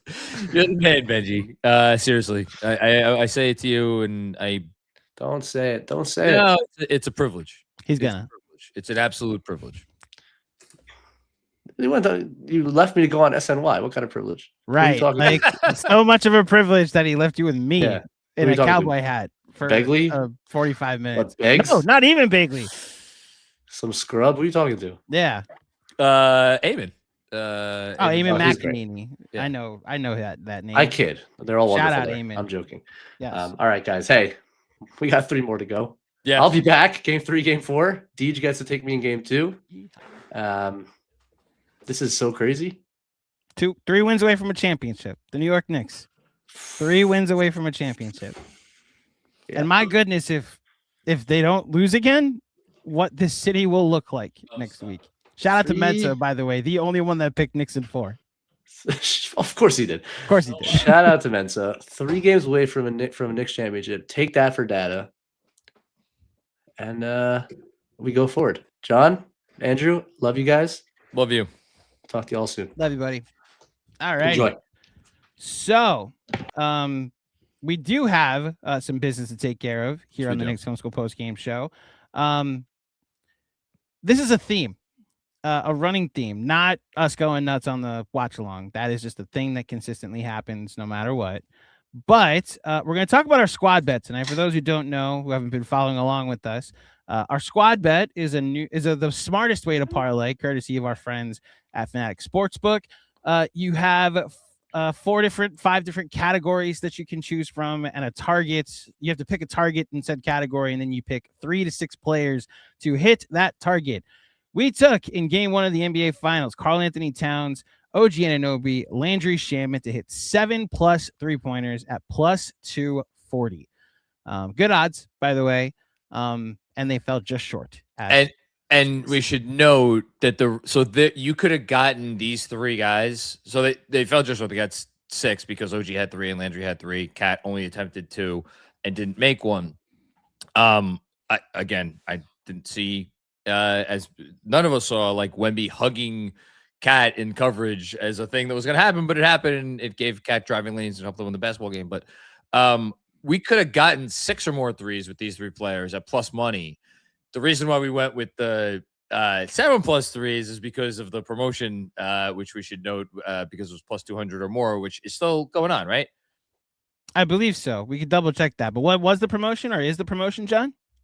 Remind me, it was to be entered into winning like $100,000 giveaway. If you submit a squad bet and it hits of plus 200 or more, you're entered to win a jackpot of a portion of $100,000. A portion of $100,000. Okay, yep. So we'll be back with another plus 200 squad bet. This is also the one that was voted on by the Knicks Film School public.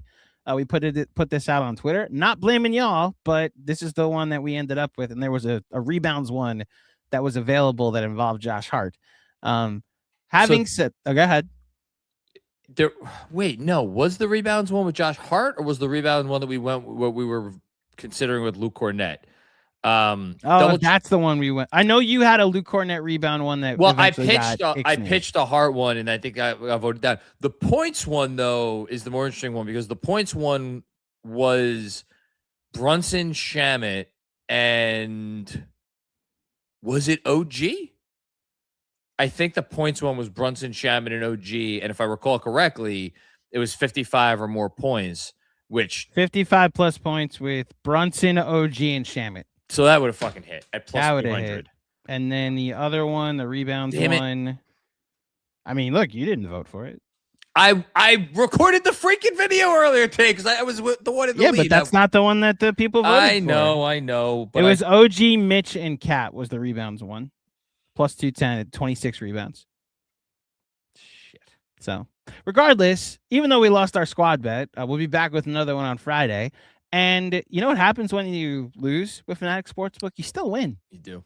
Yeah. Didn't you just get a Cat shirt that has the slam cover on it? So with your fan cash? Because anytime you lose with Fanatics Sportsbook, you earn fan cash. Win or lose, you end up earning fan cash. This is what all my friendly wagering has gotten me this year.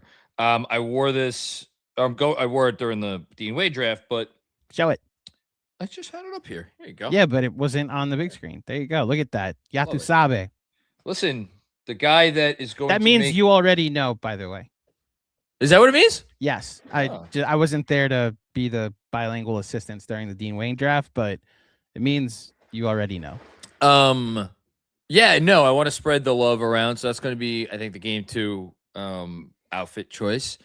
It's Karl Anthony Towns, man, the guy that is going to make me have to buy stock in like Hallmark stores, you know, because so I could get some of my own money back because of all the apology. I'm sorry cards. I'm going to be buying this guy. I like how you're insider trading there. You're buying the cards and then buying the stock in the cards that you're buying. So it's just a circle, you know. Never, ever, ever, ever, ever, ever, ever, ever have I been as wrong as I was about Karl Anthony Towns. Ever. About anybody. Watching basketball watching sports for 33 years. Never been as wrong as I was about him. Did not think he had it in him to be a winning player on a team that achieved these heights, making the contributions that he is making. And like, I understand Hart's the story of the game. Love that for Josh Hart. Jalen Brunson, 30-point finals game. What else is new? You know, Shamet, amazing story, and hopefully plays himself into one more really nice contract. But Karl Anthony Towns, man, he's the thing that unlocks everything. Shout out to him. Shout out to Leon Rose. Shout out to Mike Brown. Because a game like this, all three of those guys deserve credit. Not equally. Karl deserves obviously the most credit. But all three of those guys deserve credit for the game that Karl Anthony Towns had tonight. 100%.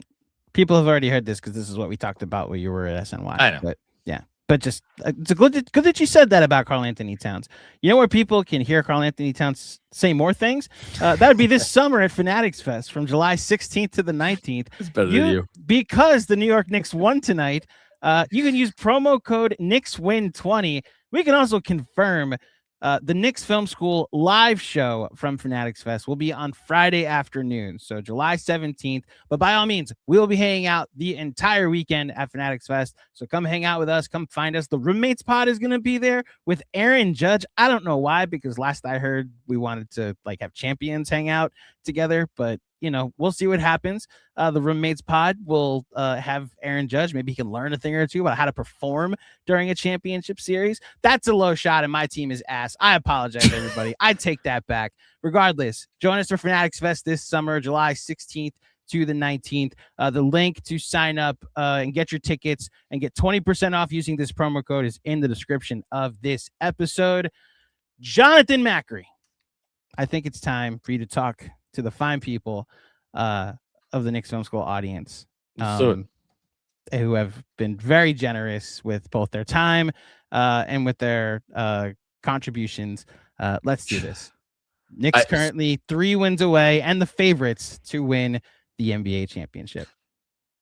So I'll tee off the super chats with this. There have been 3 12-game winning streaks in the history of the NBA playoffs. NBA playoffs been going on for 80 years. 3 12-game winning streaks. This one, appropriately enough, the 1999 Spurs, who won 12 games in a row en route to a title, and the 2017 Golden State Warriors, who are, I think, thought of amongst most circles as, if not the greatest team of all time, like one of the 3 greatest teams of all time. That's the company the Knicks are currently keeping. What a testament to this group of guys and everybody involved with this organization, from James Dolan all the way on down to the fucking guy that washes the towels. It's absolutely been a magic carpet ride for every one of us. And I know the mission is not over yet. I know they need to get 3 more wins. I do not pretend for a second that those 3 wins are going to be easy. God knows tonight was hard. And they needed to dig deep. And it was ugly at times, and it did not look pretty. And it was not perfect. But when you get to this point in the NBA season, it almost never is. And that's where the true cream of the crop emerges. Who can live in the ugly and live in the unpleasant and still emerge victorious. And the Knicks did that tonight because it's what they have always done.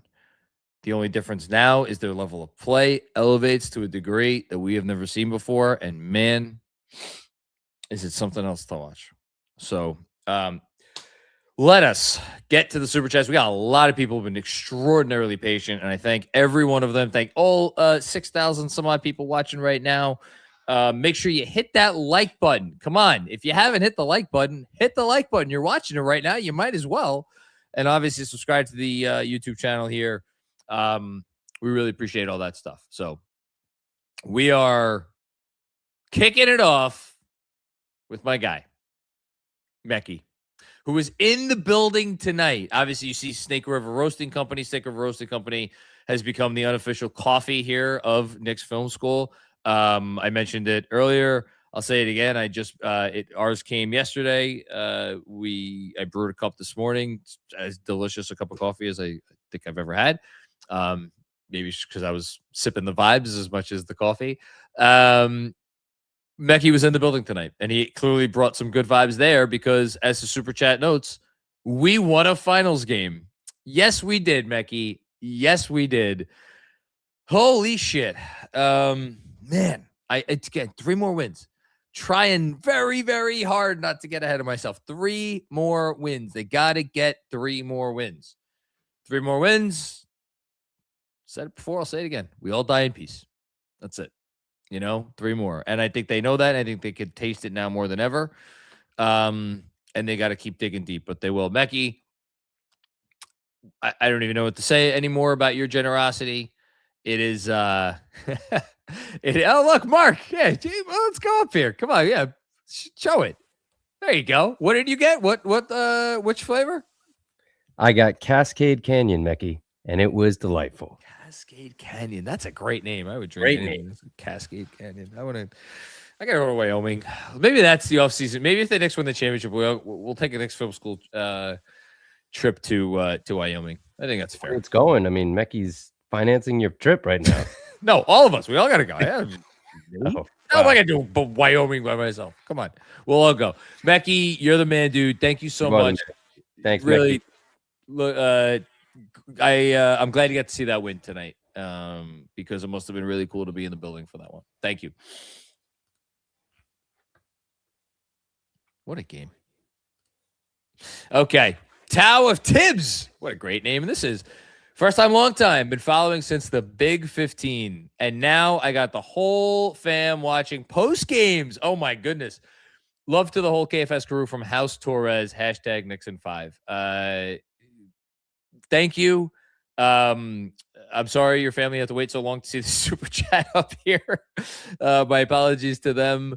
I thought you were going to say I got the whole family watching games now, because that's been my thing so far here during the finals run. It was crazy because my wife left in the beginning of third quarter, or maybe it was like the end of halftime, and with both of our kids, and I thought that she went to put our younger daughter to bed.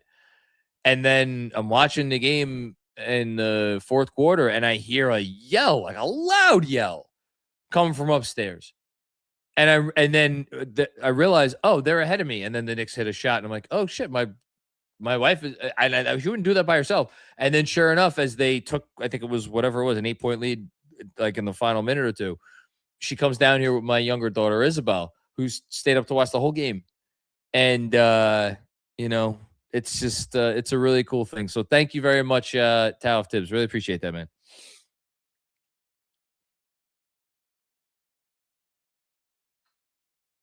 And shout out to everybody watching.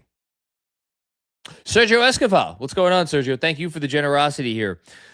Hey, 6 minutes left. I don't know what's going to happen. I'm just sending this to let you all know now how happy I am regardless of the score. It is our motherfucking year. So, pretty interesting game down the stretch. So the Knicks obviously took the big lead in the fourth quarter. They went up by 8, and that 8-point lead came. And then the moment that I got nervous, so they went up 94-86, and then they had, and oh, that's right, it was a Wemby traveling call, and then Brunson had missed a midi that was like an okay shot, but then Hart stole the ball, and I was like, oh, you got it. I wrote it. I was like, you got to turn this into points. And they didn't get points out of it. And then Vic came down and hit a 3, and it was such a big 3 in the moment. You felt it.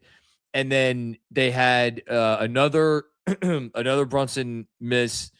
And then that was when Champagnie was fouled, only hit 1 of 2. And then came the Wembanyama driving layup, and then with the and one.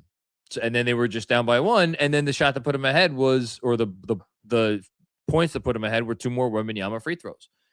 And it was like, oh my God, the Knicks have just allowed a 9-0 run in the fourth quarter after you sent the super chat. And then the Spurs didn't score for the rest of the game. Thanks, Sergio.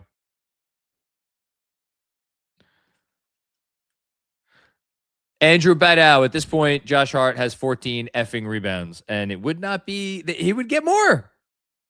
He would get more because he wasn't done yet, because that's Josh Hart.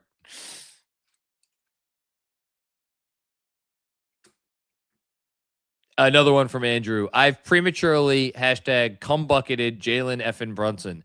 Thank you, Macri, Andrew, all KFS, and thank you, Rick, for being our Joseph to our Jesus. Let's freaking go. 3 more games, 3 more wins, and then we start talking about where the statues go, because there's not going to be one Jalen Brunson statue in the city. They're going to have to put them throughout the metropolitan area. Thanks, Andrew. Great picture of you in Macau.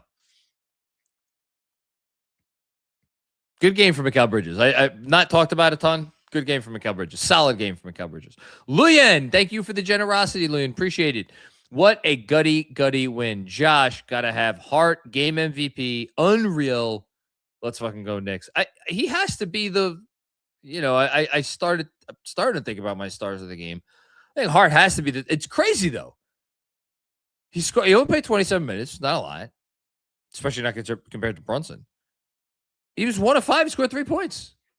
I think he was the player of the game. I really do. I think he was the player of the game. Again, somewhere Tibbs is smiling. You don't have to shoot well to play well. Apparently, you don't even have to shoot to play well.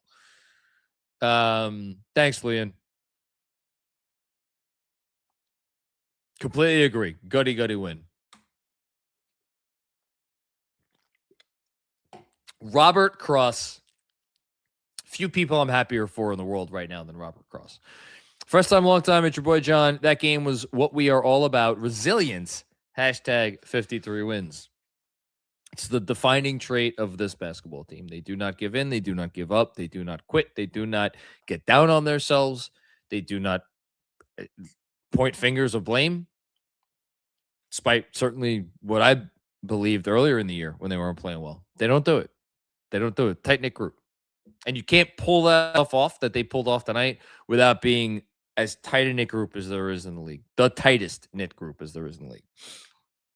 Thank you, Robert. I am a K legend. Oh my God.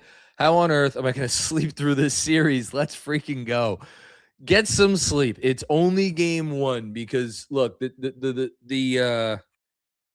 man. Well, we got days, game two, quick turnaround, and then you got the whole weekend. So you're not going to go sleepless throughout the weekend. So we got to figure it out. Get some, what is it, melatonin, I think? Is that it? Huh. Thanks, IMAK. Deadwords, what's going on, Deadwords? When in doubt, pinky out. Listen, Mitch was good.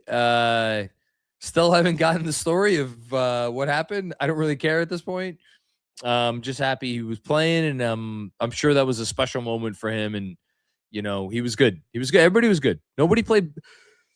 Even Jordan Clarkson, who was like nondescript in his 6 minutes. I didn't think anyone played badly tonight. Mitch was good. Thanks, Edwards. Adam Noble, what's going on, Adam? I swear there were 2 to 3 Josh Harts flying around all fourth quarter. He was everywhere. I don't think maybe they said the stat before I came on. I don't know. Josh Hart, 6 rebounds in the fourth quarter alone. It was a plus 10 in his 7 minutes and 37 seconds in the fourth quarter. Imagine getting 6 rebounds in 7.5 minutes on the road, game 1, NBA fucking finals. It's just Josh Hart. That's just all it is. The Knicks as a team in the fourth quarter had 10 rebounds. He had 6 of them. Unreal. Thanks, Adam. Dylan D'Andrea. Dylan D'Andrea, I think. It's only one game, but Kat and Mitch were awesome defending Wemby, who was somehow -3. Kat plus 14, Josh plus 22. Everyone had JB's back until he had theirs. Yeah. I think as far as the Wemby defense goes, it really was, it was a combination. Like, it's never just one thing. Like, obviously, Benji talked about how they just refused to allow Wemby to get like lobs and dunks. That required the team defense to be exceptional, but it also required Kat and Mitch to be exceptional. And they were, I would say, there was the one Mitch foul that of Wemby on the baseline that was kind of silly, and then Kat, I would probably had 1 or 2 silly fouls on Wemby, and maybe 2 silly fouls on Wemby, and then there was maybe one possession that I can remember where he was guarding up a little bit too close on what would have been a 3, and then Wemby put the ball on the floor. But listen, if between the two of them, I could count the quote unquote mistakes on one hand against that guy, dude played 38 minutes. It's A+. Thanks, Dylan. Mr. McBagels, what's going on, Mr. McBagels? The 89-90 Pistons, not as good as, so we got a little less than. The 2000-2001 Lakers, less than the 99 Spurs, less than our 2026 Knicks. Listen, I'm not going to sit here and be like, oh, you got to take Friday night. You got, end the finals right now. Take the first 2 games of San Antonio. No. Whatever happened, you've done what you came to do in San Antonio. If you get Friday night, I mean, shit, I don't even know what the hell. I don't even know how I'm going to process that. But if they ever got that win on Friday, and it was 13 straight wins, which is something only the 17 Warriors have done, I mean, that's crazy town. It's crazy town. It's crazy town. And I don't want to hear one fucking person. I don't want to hear one goddamn person tell me, oh, it's a weak East. No. Do you have any idea how many years, portions of decades that I've had to hear about the weak Eastern Conference for the last 25 years? How many teams during all those years? Won 12 straight playoff games. 0. None. Zip. You know, LeBron James in most of his career never did this. To say nothing of some of the other great players that have come through and great teams that have come through the Eastern Conference, you know? So you could save all that. Thanks, Mr. McBagels. Rich McLeod, what's going on? Shout out to Just Mets. I know it's only one game. I know they have so much work left to do, but I am close to tears after this one. I am so fucking proud of that team effort. It's, you know, Kat said something, here it is, in the post game. I think we reflect all of our fans and their lifestyles and what it takes to make it in New York City when we step on that court with the Knicks jersey. I've accused him on more than one occasion of like knowing the right thing to say. And I've kind of just realized after the time has gone by that like he actually does believe what he says. Like, yeah, he's a really good quote, but he believes this and he lives it and he embodies it. Credit to Cat, man. And credit to, yes, what you're talking about. It's impossible not to be proud of this team. Thanks, Rich. Red Rich, what's going on, buddy? Oh my God, John Benjy, I am too old for this shit. Genuine question, is Josh Hart the greatest rebounder of all time at any size? I mean, the conversation among modern era players, modern era, like the last 25 years in terms of players 6'5" or no, he's 6'4", so 6'4" or under. I think the conversation is just him and Russell Westbrook. I think including anybody else in that conversation would be disingenuous to either of those guys. So yeah, I mean, like, look, we could have a long conversation about the greatest rebounders of all time. Like, if you want to talk about pound for pound, inch for inch greatest rebounders of all time, it's probably Barkley. If you want to talk about the greatest rebounder of all time, I mean, I never saw him play in his prime, but I think Moses Malone probably is up there, either him or Rodman. But like Hart, he's carving out a really special career for himself. You know, and it's him being a part of this team is a big part of it. Like, that you can't teach it. And I'm seeing Benji just tweeted this about what was the Spo quote. What you have to respect about the Knicks, you have to put them away every single possession. You can't leave anything to effing chance with that team ever. That's what they do. What they have is the will to win. What a great quote. And Josh Hart embodies that. Thanks, Red Rich. Jack Corker, what's going on, Jack? Running out of words to describe this team. Mantra for the season is, if not now, when? Well, this is now. 1 down, 3 to go. Let's fucking go. Knicks, baby. Woo! It just feels like that this is their time. It feels like this is their time. It feels like they know this is their time. And it feels like they are not going to allow this opportunity to slip away. Or at the very least, they are going to do quite literally everything humanly in their power to take advantage of this. And like everybody's leaving it all out there. Cat, man, I forget when it was. It was some point in the second half. And credit to Andrew, we pointed out, he's like, Cat's gassed. Like Cat was given everything he had in this game tonight. You know, to say nothing of Jalen Brunson suffering not one but 2 lower leg injuries or leg injuries. And he comes back and he does what he does in the fourth quarter. And then, you know, Josh Hart, nobody in the league gives more for as long as as he does. Thanks, Jack. Walt Clyde Fraser. Always love this one. Shout out to the Knicks medical staff. Wouldn't be here without them. They're a fully healthy team right now. I mean, after what we saw from Mitch tonight, it feels like the Knicks are a fully healthy team. And it's not a coincidence, by the way. give or take a De'Aaron Fox. I don't know what's exactly up with De'Aaron Fox, but like these are the two healthiest teams. These are the two healthiest teams. Although, you know what? Cleveland was healthy. So that's a Cleveland issue. But no, the healthiest teams often rise to the top. And yes, the Knicks medical staff and the training staff deserves all the credit in the world. Thanks, Walt Clyde.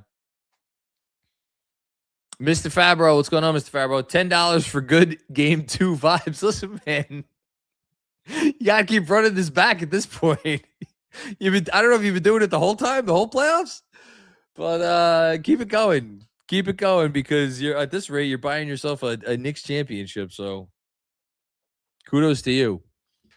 Let's hope the vibes continue. Hush Zoo, OG man went under the radar.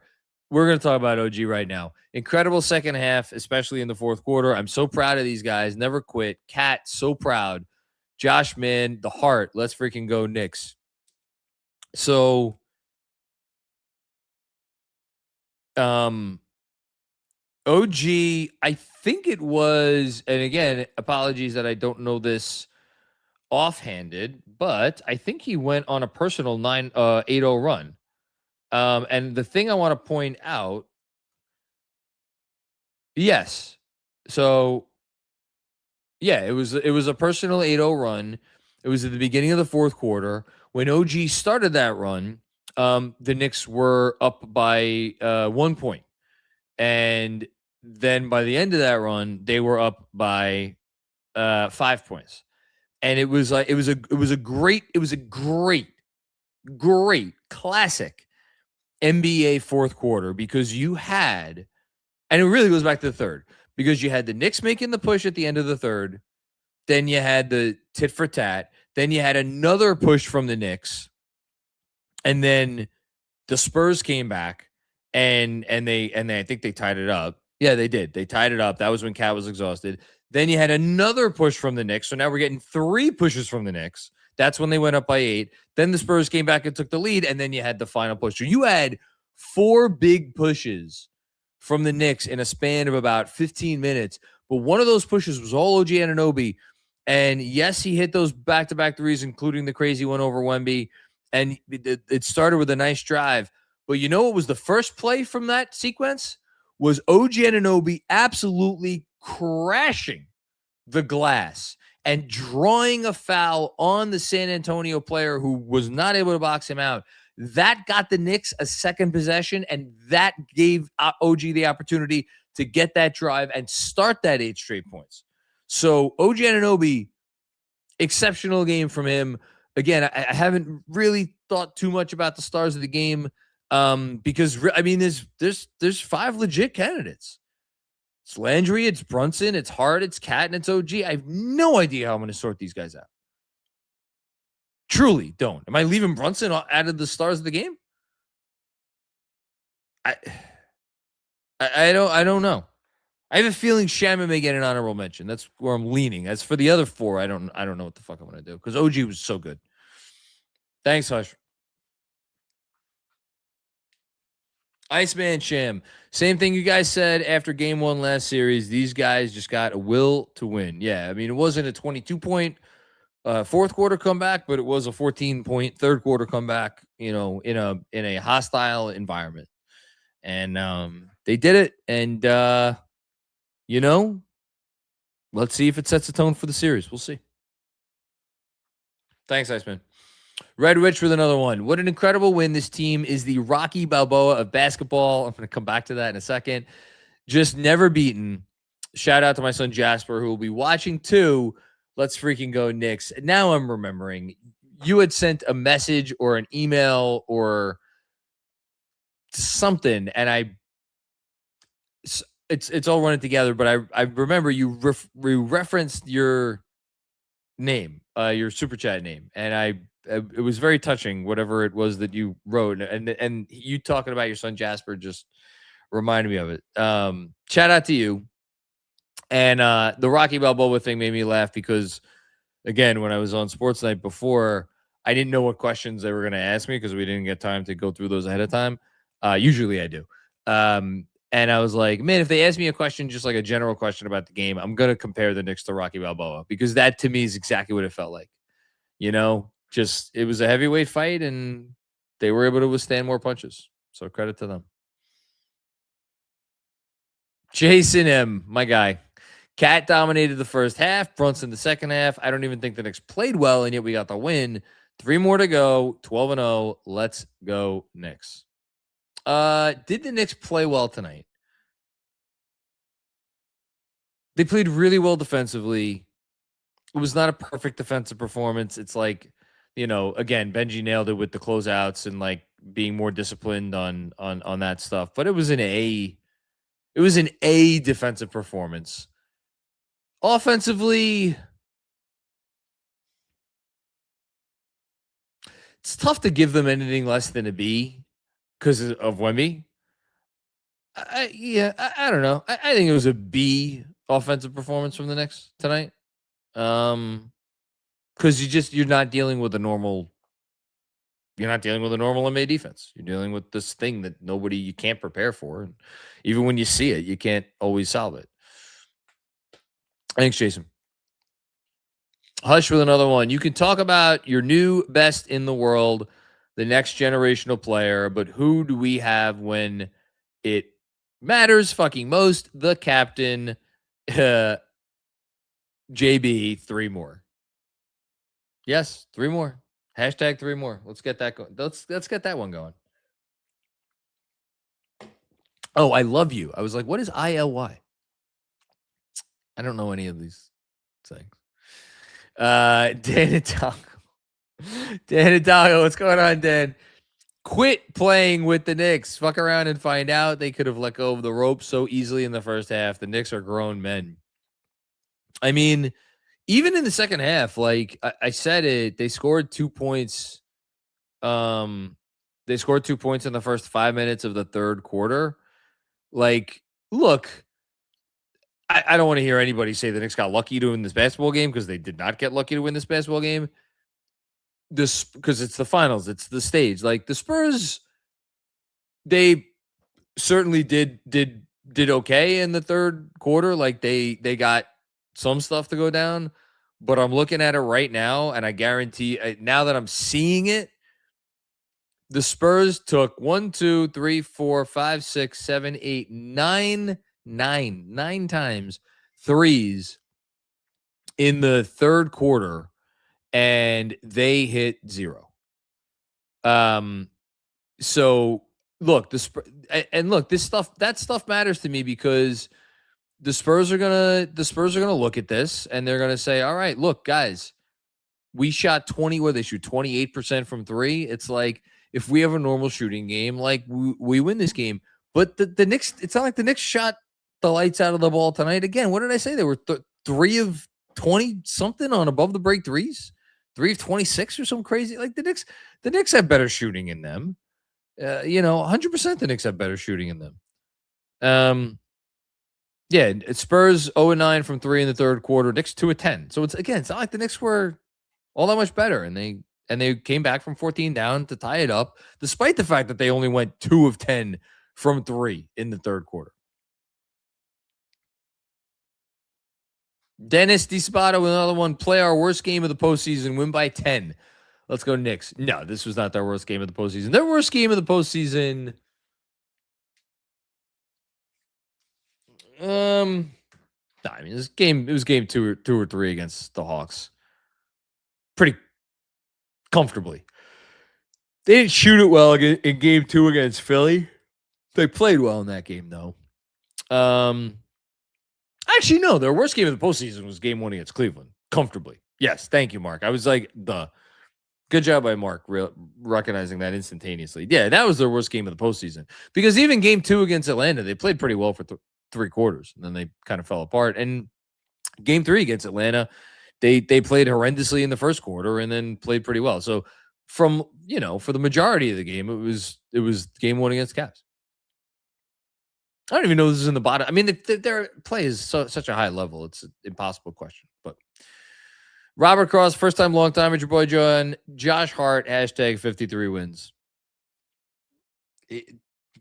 Boy, depending on what happens in the next few weeks, we're gonna have a lot of fun with summer content. I hope, or we if we get this, if they can cross this finish line, we're gonna have a lot of fun stuff to talk about this summer. One of those things will be discussing where certain players on this team fit in historically with this franchise history. Josh Hart, man, he's getting up there in those ranks. I will just leave it at that. Thanks, Robert. Michael Aaron, what's going on, Michael? I'm speechless. No idea what to say. Sending this to be able to say I was here and I witnessed it. Much love, KFS. Michael, you've been such a great longtime supporter of ours. Thank you. And yeah, you just appreciate it. Benji nailed it.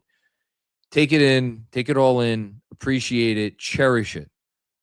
Cherish tonight, cherish tomorrow. You know, yes, game 2 is going to be tough. Could they win game 2? Could they lose game 2? Yeah, you know, series isn't over yet, but cherish this. Cherish this moment right now. Thank you, Michael. T. Edward. Josh Hart, man. Yep.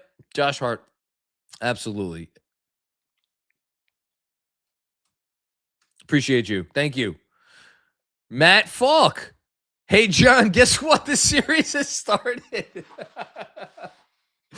So this is a reference to a quote that I always bring up because I am nothing if not a shill for the at the altar of Pat Riley.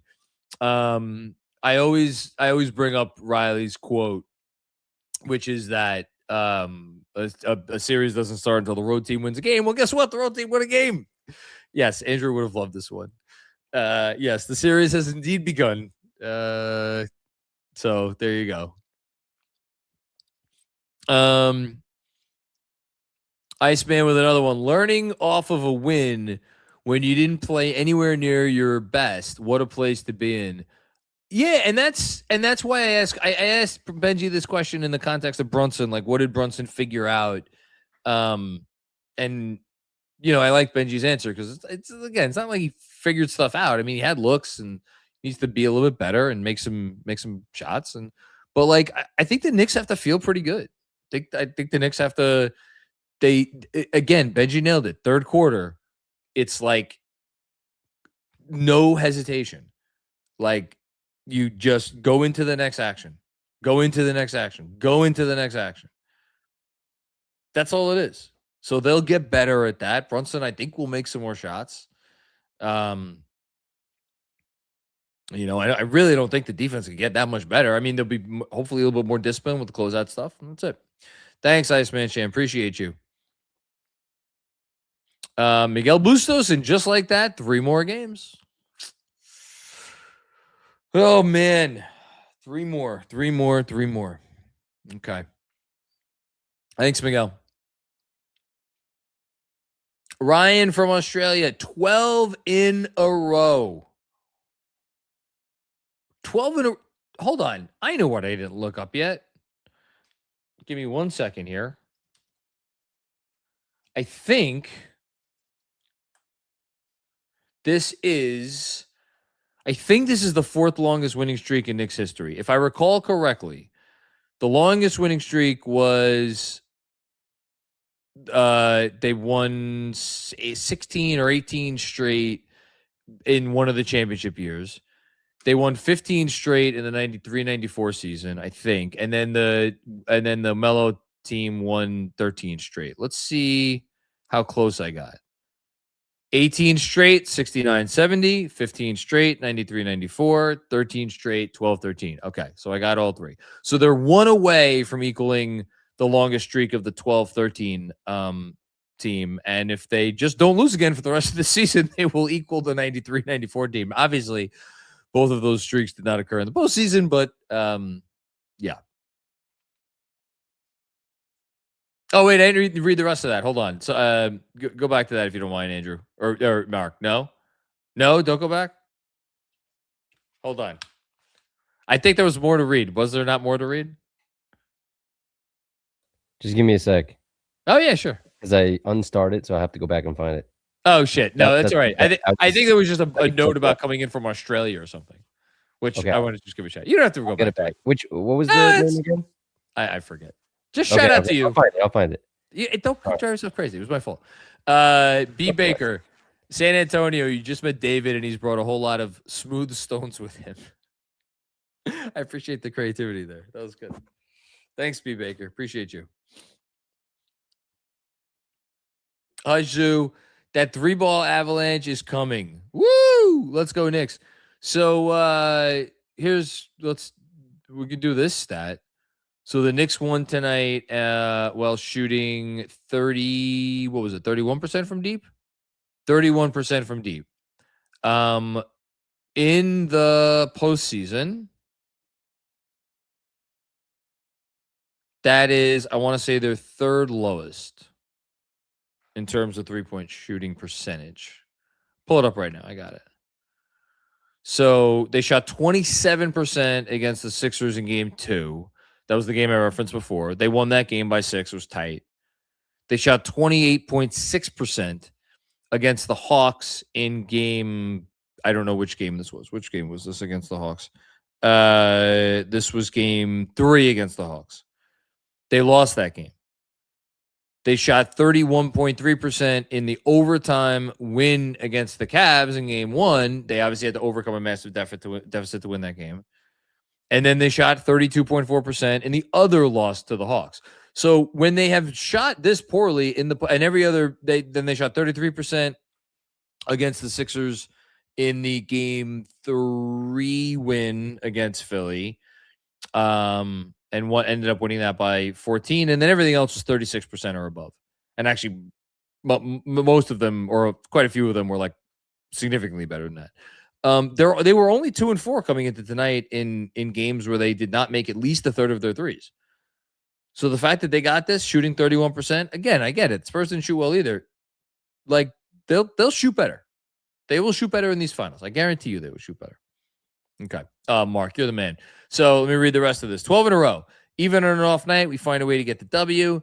Can't quite believe this is really happening. The Knicks are 1 up in the NBA Finals, flying over from Australia tomorrow. See you soon, New York City. You're the man, Ryan. Thank you so much. And premature welcome to New York. Hope you have a good time. Let me know if you need any advice on places to eat. Z Raheem, you should have gone for the head. I don't know that the Spurs really had the opportunity to do so. I don't think the Spurs. I would not. I don't view this game as a game the Spurs like fumbled away. I just I don't view it that way. So. But look, I'm sure they feel like they gave one away. Not gave one away. I'm sure they feel like they let one slip away. Let's do that. I'm sure they felt like they let one slip away. Thanks, Z. Sergio Escobar, count them. And then there's, I'm going to trust that that's 12 W's there. I'm going to trust that it's 12 W's. Great stuff. Indian Wells, 1 down, 3 to go, 12 in a row. Ted Cruz is a just keep the rhymes going. I'm not going to say that out loud. Oh boy, that's fantastic. Thank you, Indian Wells. Debo, what's going on? How you doing, man? Brunson, Brown, and the Knicks continue to show that they are built for this. You're damn right they are. Can't wait to see how they continue to make adjustments in game 2 and beyond. 3 more wins to get. Let's go Knicks. So the interesting thing, and I didn't want to spend too long with Benji because he was very generous with his time, but like thinking about like what are the adjustments the Spurs can make? Obviously, they could put Wemby on Josh Hart. We know that. But like, I don't know. I think defensively the Spurs played well. And then offensively, honestly, not really sure what they should do. I'm sure they'll come up with something. I'm sure it'll get tougher, but yeah, the Knicks are definitely built for this. Shout out to one of our old shirts.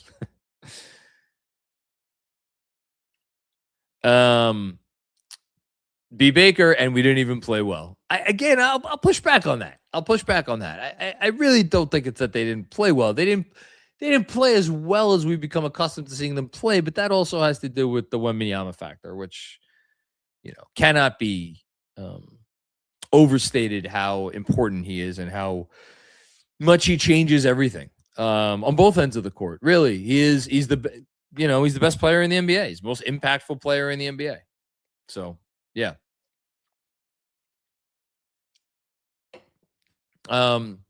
Jay Pollard, first super chat ever, 12 in a row. Been watching since Cavs game 1. Well, welcome aboard.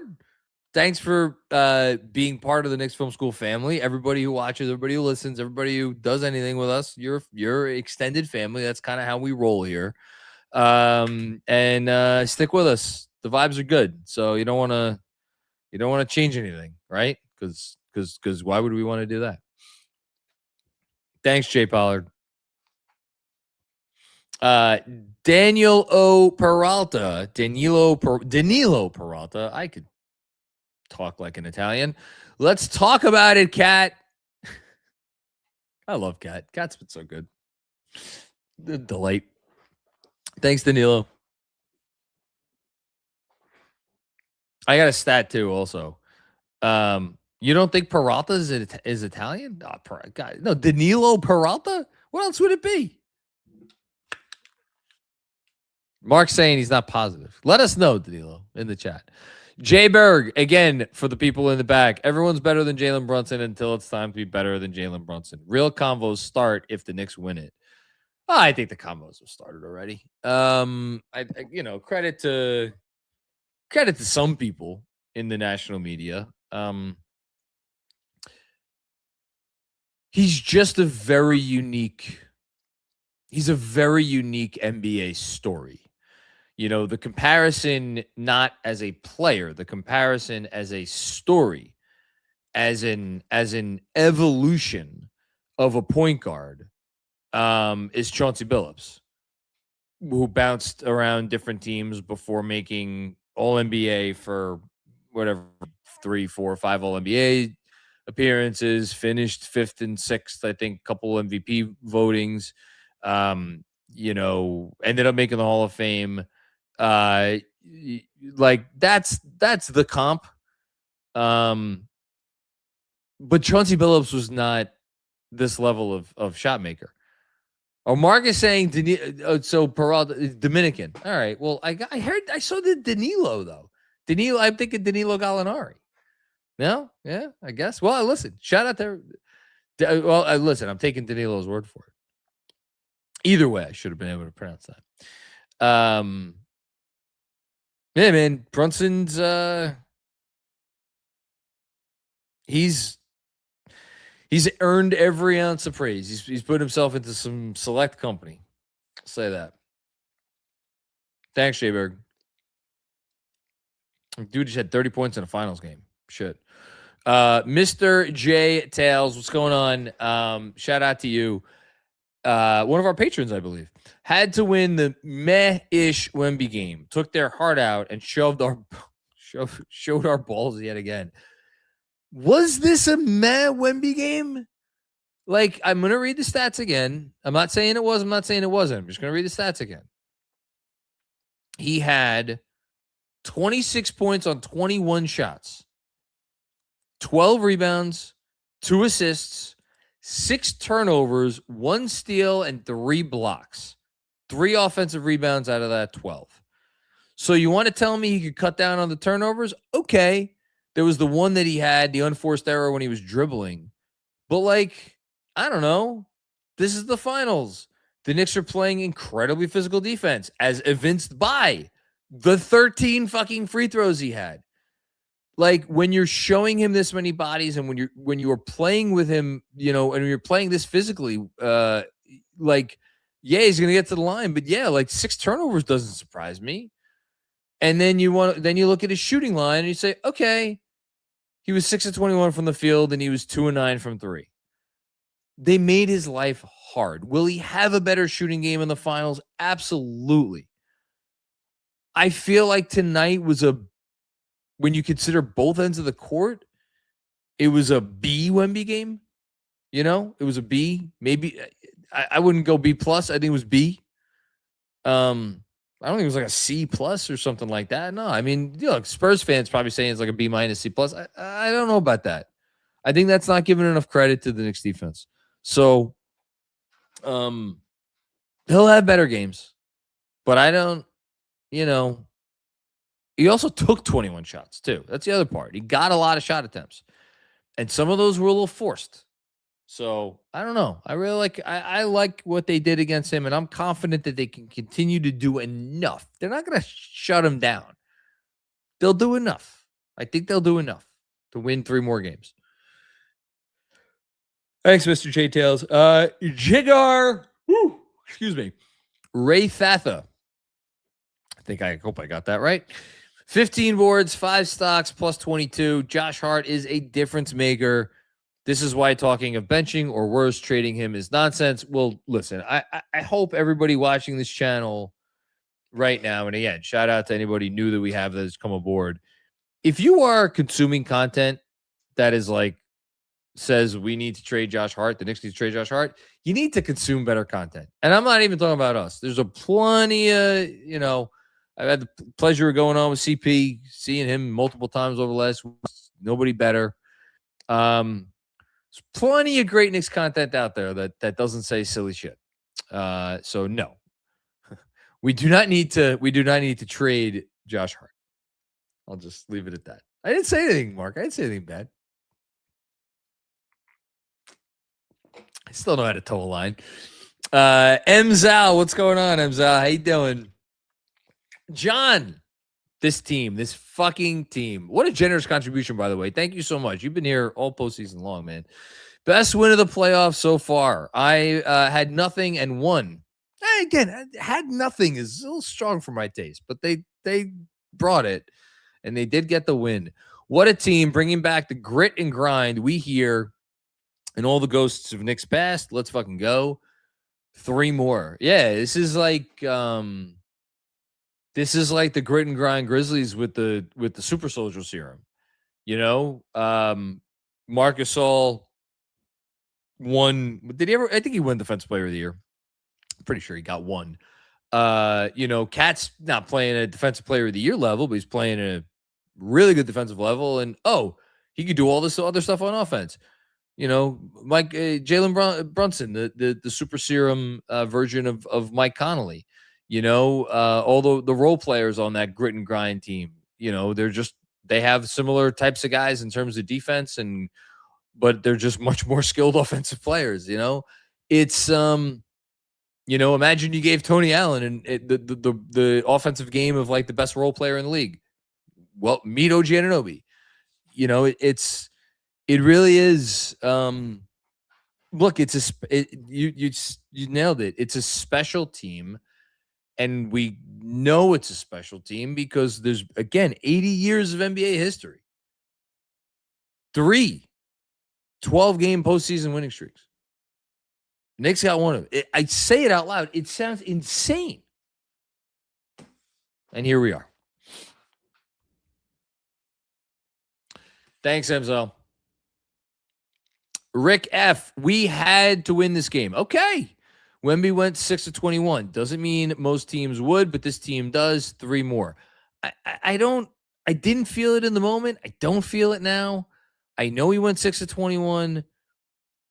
2 of 9 from 3. Like, he's going to go 2 of 9 from 3. And part of the reason why, again, all of this stuff is interconnected. So why does Victor Wembanyama take 9 threes?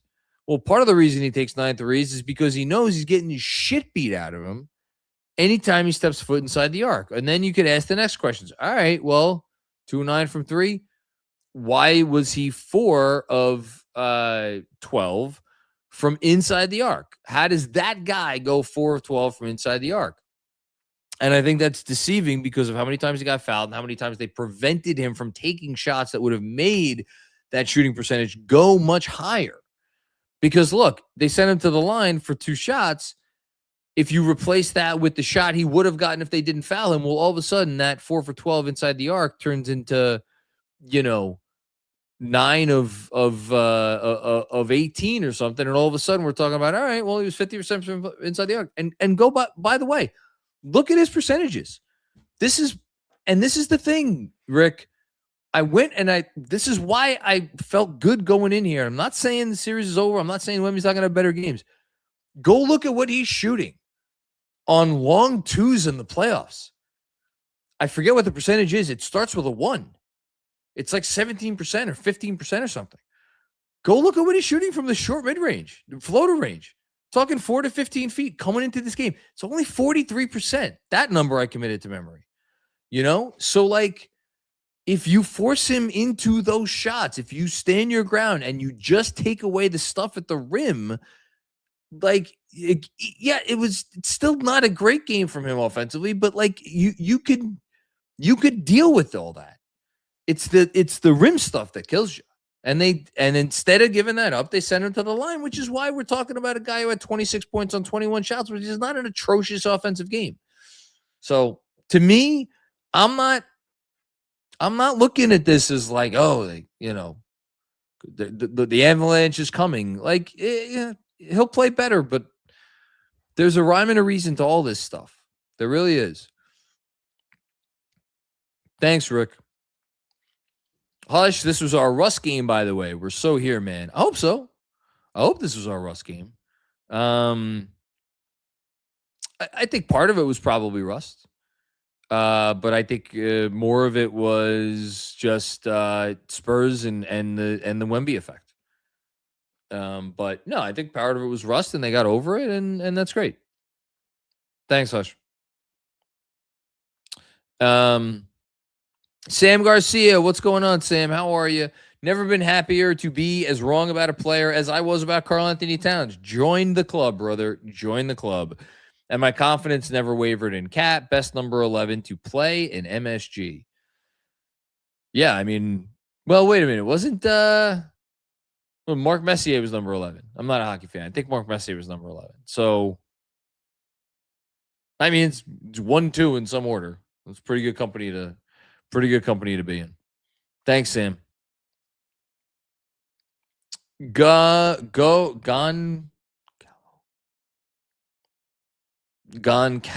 Carvalho? Let's go with that. 4:30 a.m. in Portugal. Well, by now it's probably about 6 a.m. in Portugal. Alone with my Walt Frazier shirt on. Thanks for keeping me company. Always KFS. That's really kind. And I love everybody. I love and appreciate everybody that watches us. The people who we're part of their conduit to Knicks fandom wherever they are watching from around the world, including Portugal, apparently. It touches my heart. Although this makes me upset because I had a great Walt Frazier Knicks t-shirt that I had gotten when I was like 20 at the Garden.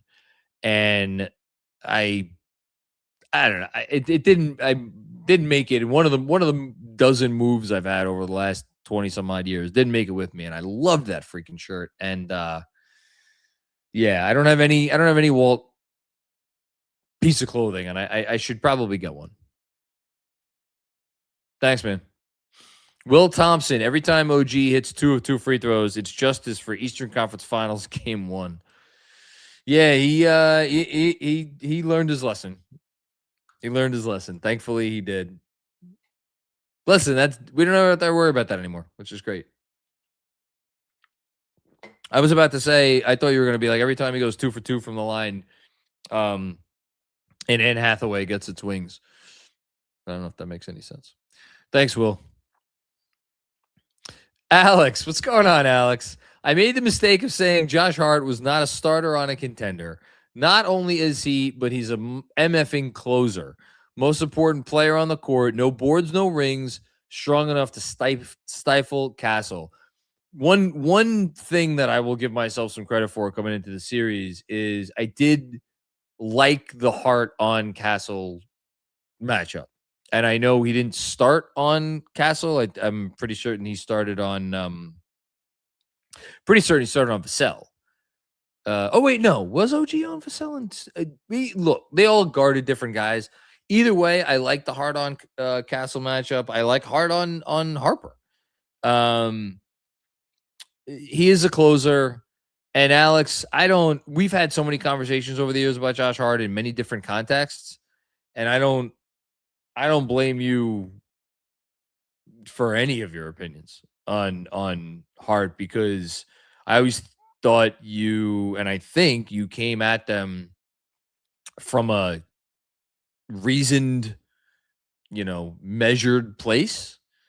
And I'm just really happy that Hart had this game tonight and now has a finals moment. As I'm scrolling, I've been scrolling furiously, intermittently as I've been. So I'm up to 1976. So I'm up to the last 50 years. And no, not this guy. I just learned who Curtis Perry was.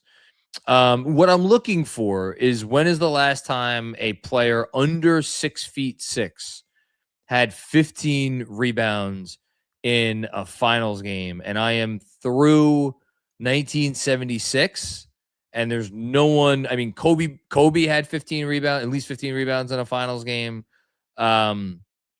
There's been Andrew Wiggins had 15 rebounds in a finals game. That was a very famous. I think that was the game that they won the title. But yeah, and now I'm down here seeing names like Wilt Chamberlain, and Dave DeBusschere, and Kareem Abdul-Jabbar. I think he is the first player under 6'6" to have 15 rebounds in a finals game.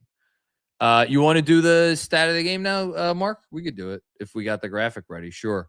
So shout out to Jonah Kaufman, who was our been just an incredible KFS intern the entire year. This is Hart's fifth career playoff game with at least 15 rebounds, first since 2024. 22nd time this postseason any player has hit the mark. Hart joins Jason Tatum and Asar Thompson as the only non-centers to do it. 27 minutes, 15 rebounds in 27 minutes. How you doing? Second fastest that anyone has hit that mark in this postseason. Also tied playoff high with 4 steals, made only 1 field goal, led the team with a plus 22.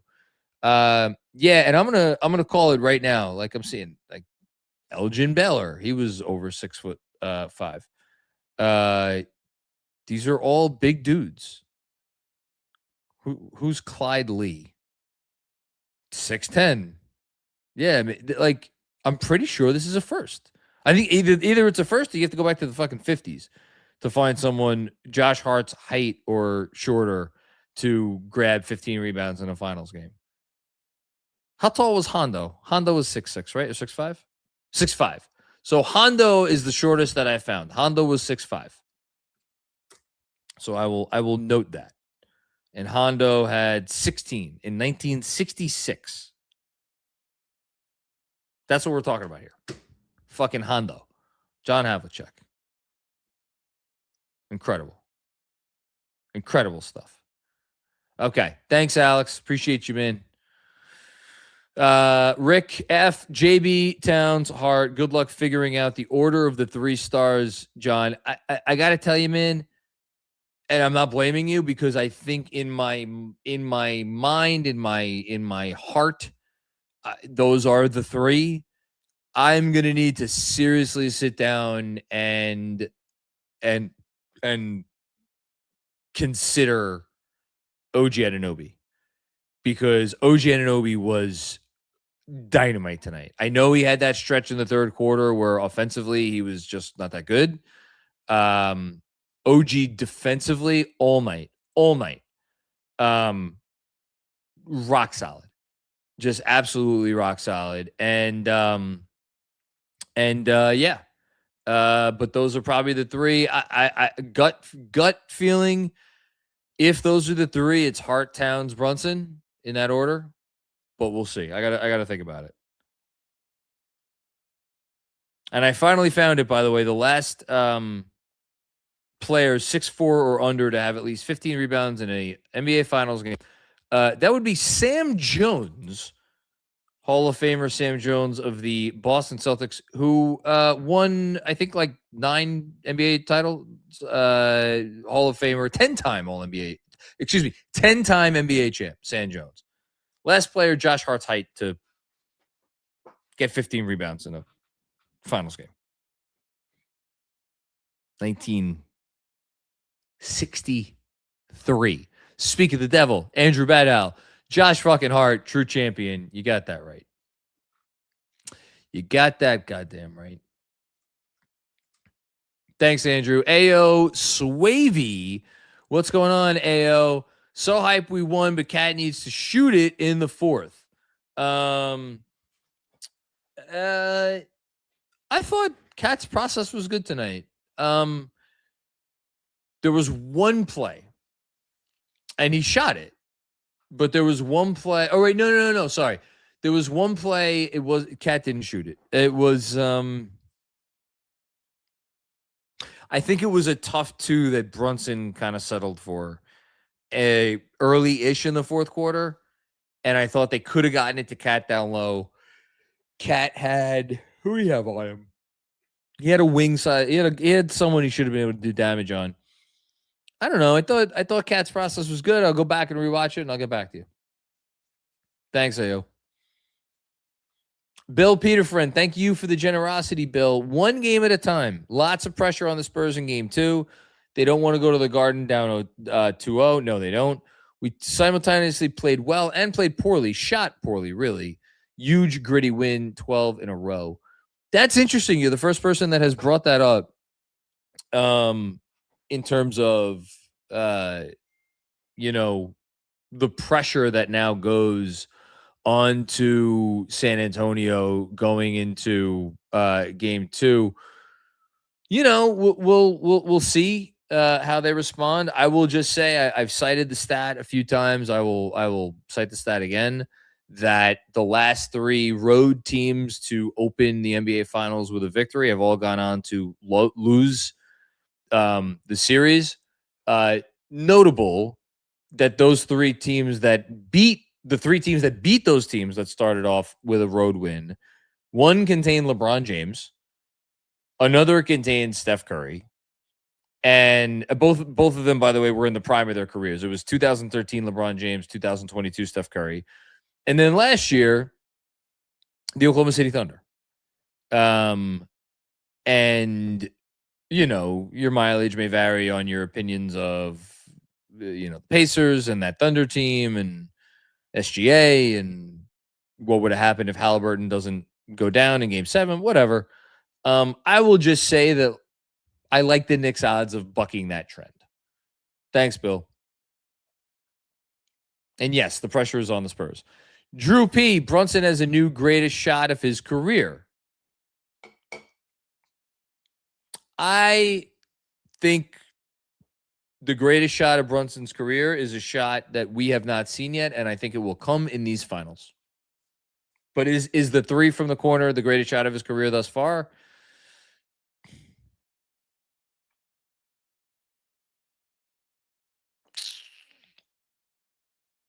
Yes. Thanks, Drew. TWUEST. Thank you for the generosity. Jalen proved the haters wrong even when he had an off shooting night.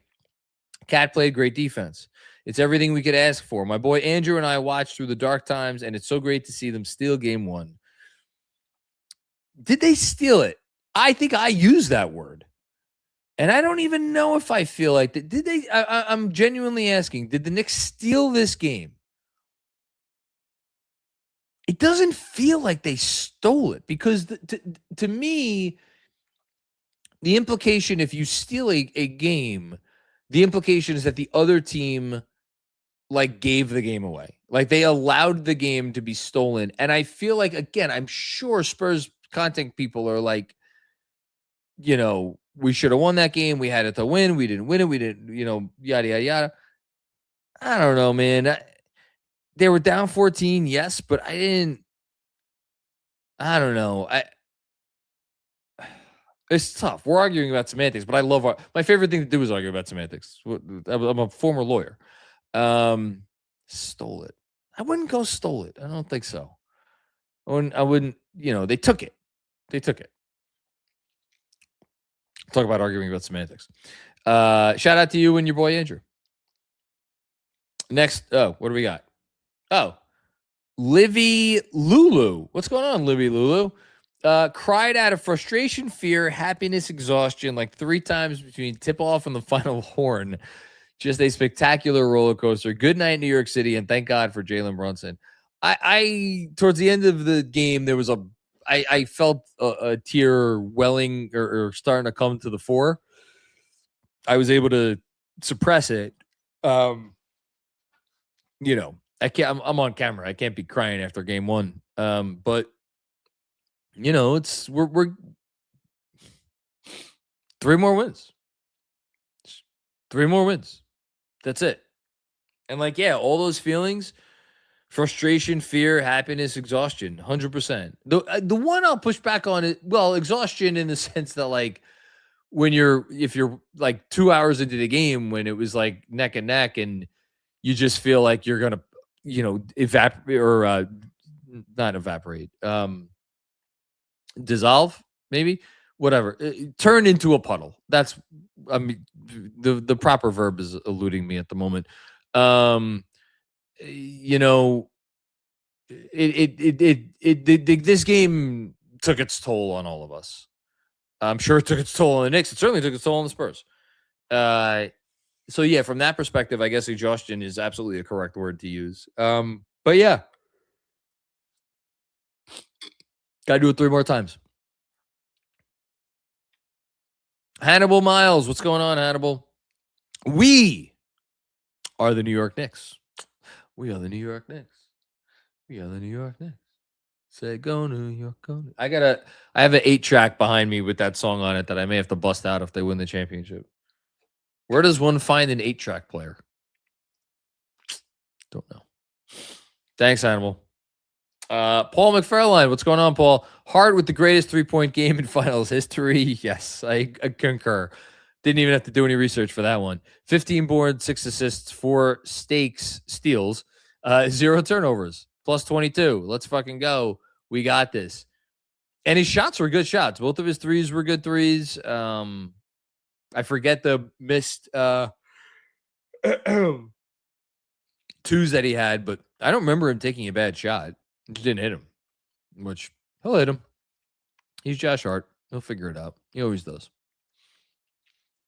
Thanks, Paul. Shrewd, clever brick. What's going on, Shrewd? Cat was excellent tonight. You're telling me, man.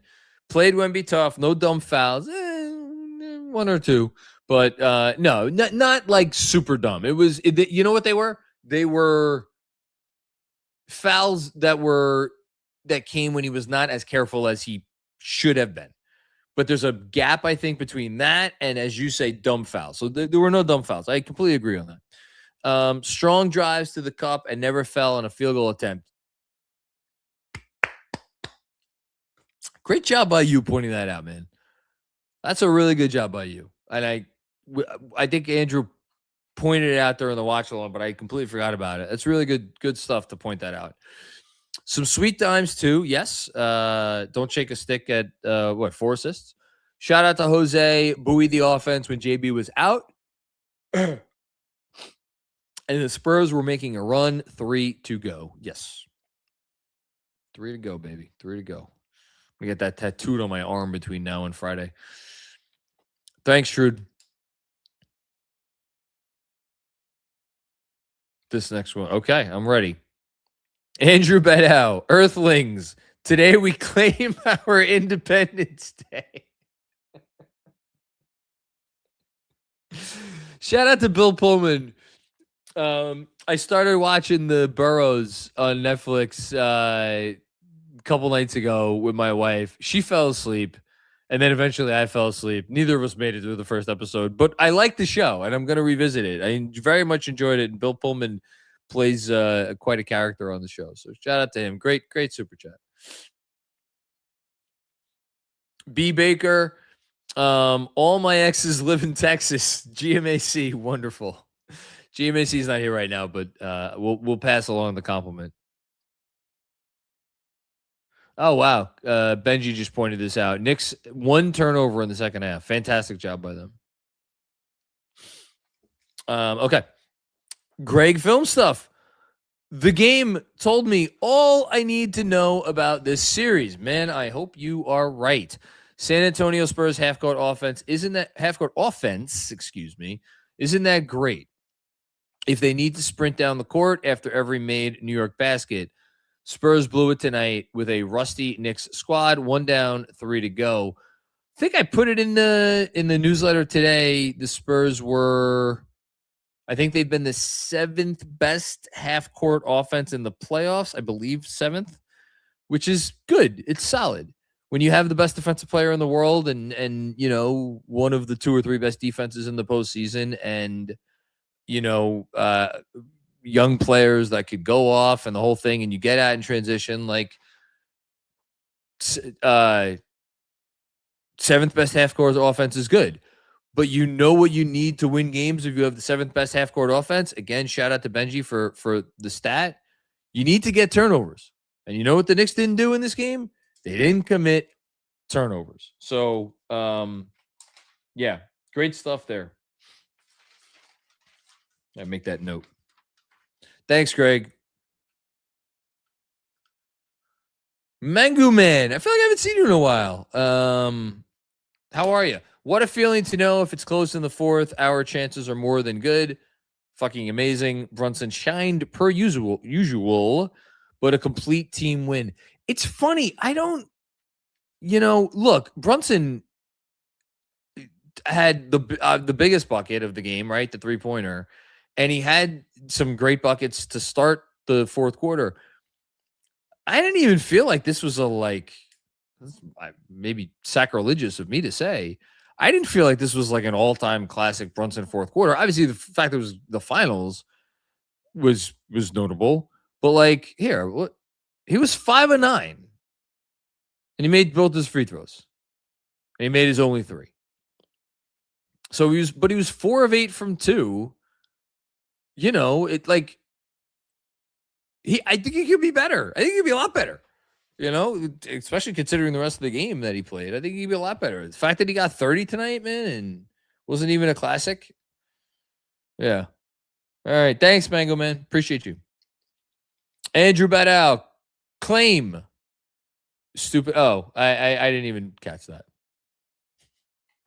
Dom Cappuccini, what's going on, Dom? I know you're happy tonight. Outscored a strong Spurs team by 17. In the, what was that, the second half? Yeah, I guess sure. Okay. We're down by 14 in the middle of the 3rd, win by 10 on the road. It just dawned on me that this is win number 12 if you believe in destiny. ... About the 12. I don't know. But either way, it's great stuff. Thanks, Tom. Hush with another one. If we somehow get game 2, I might levitate to the big man upstairs. Again, JB, I'm sorry for ever doubting you in round 1. I'm not worthy. I'm not worth 3 more. Let's go Knicks. Hold on. Andrew's going to, or Mark's going to hop on here. Mark is worthy. I don't know about that. What is that behind you? Did one of your kids make something? Oh yeah, no. That's my son, Logan. He loves to draw and color. He didn't draw that, but he did color that one, and he gave it to me. That's a great job. I mean, it's a good coloring job. I can see from here. It was a solid coloring job. I told him I would put it up and behind me in case I'm ever on camera. And well, you're on, and I see it, and it's a great job by Logan. Yeah, I actually, speaking of him, we let him collectively. My wife and I decided tonight we would let him watch the whole thing if he wanted to, and we would just go in a little bit later tomorrow because what are you really learning in June? So yeah, it was a great experience to share. So that was a highlight for sure. 2 things. 1, I should be offended as a former teacher about what are you learning in June. My wife's a teacher too. She'll probably hate me for saying that. No, teachers do fuck all nothing in June. And second of all, my younger daughter was up late too, watching the entire game. her ass is going to be in the car at 8:30 a.m. and she will be deposited at her school at 8:45. I don't care if we have to drag her in there. Talk about I mean, good luck, I guess. It's been a little bit more of a struggle in the mornings for him to get him out of bed recently. no, But not with Corporal Macri on the wire. Although actually, now that I think about it, so my wife usually goes in on Thursdays into the office. She's not tomorrow, so I can sleep late. Whether I will be capable of sleeping late is a different question. We'll see. yeah, well, you've still got quite a few super chats to go, but I know. So you might want to take advantage of that if you can. I believe I was stepping up here. Andrew asked me to step up here to just say I bid you adieu because I'm going to get out of here and pass over the duties to Andrew. But yeah, before I do, I just wanted to give a shout out, if you don't mind, really quick. You could do shout outs for the rest of the show. No, I promise. Nobody wants to hear that. But to my, I wanted to say on camera to my Sinclair family group chat, we revived that group chat after game when we went down 2-1 to the Atlanta Hawks. And I swear to you, this is obviously at this point, we're now 12 in a row. We're 12-0 since we revived our group chat. I have plans with them, set in the calendar to go see them on whatever game 5 would be. If there is a game 5, and I'm going to put that out there. Shout out Mensa. What a call, possibly. Yeah, and I can't wait. They were the ones who really got me into it, got me into the Knicks when I was a little kid, and had so many countless nights watching the games at my friend Mike's house with them. And it's just been a magical ride, magical journey. I trying to make the most out of this finals run by sharing it with some of my favorite people in the world. So I can't wait. I hope we get there. And Three more. Three more. Also, lastly, yes, I might have accidentally stumbled onto a decent t-shirt slogan potentially for Josh Hart, and I wanted to workshop it, or just I am workshopping it in my head, but I wanted to pass it by you real quick. Okay. You can't measure Hart in height. Can't measure. I mean, it's true. Could be Jalen Brunson too, like featured, and then like have a Jalen Brunson versus Wemby. But like with Hart, just I don't know, maybe Hart next to Wemby, boxing Wemby out. Spell Hart with Hart. I don't know. I'm thinking about it. I wanted to see what you thought. See what? No, I mean, listen, I never doubt you. Okay. All right. Well, anyway, have a great rest of the night. Let's go Knicks. Giddy up. One down. There you go. All right. Oh, there he is. Toodles, Mark. Adios, Andrew. Adios. Yeah. Partner or whatever they say over there. The only shout out I have to give is that it's Rosina's birthday. And, happy birthday, Ro. Yeah, my wife turns 25 plus again. Yeah, I need this post game. As soon as this post game's over, I'm headed to get a card, and hopefully she can wake up to some like chocolates and flowers and whatnot. So we shall continue. Was this thread already?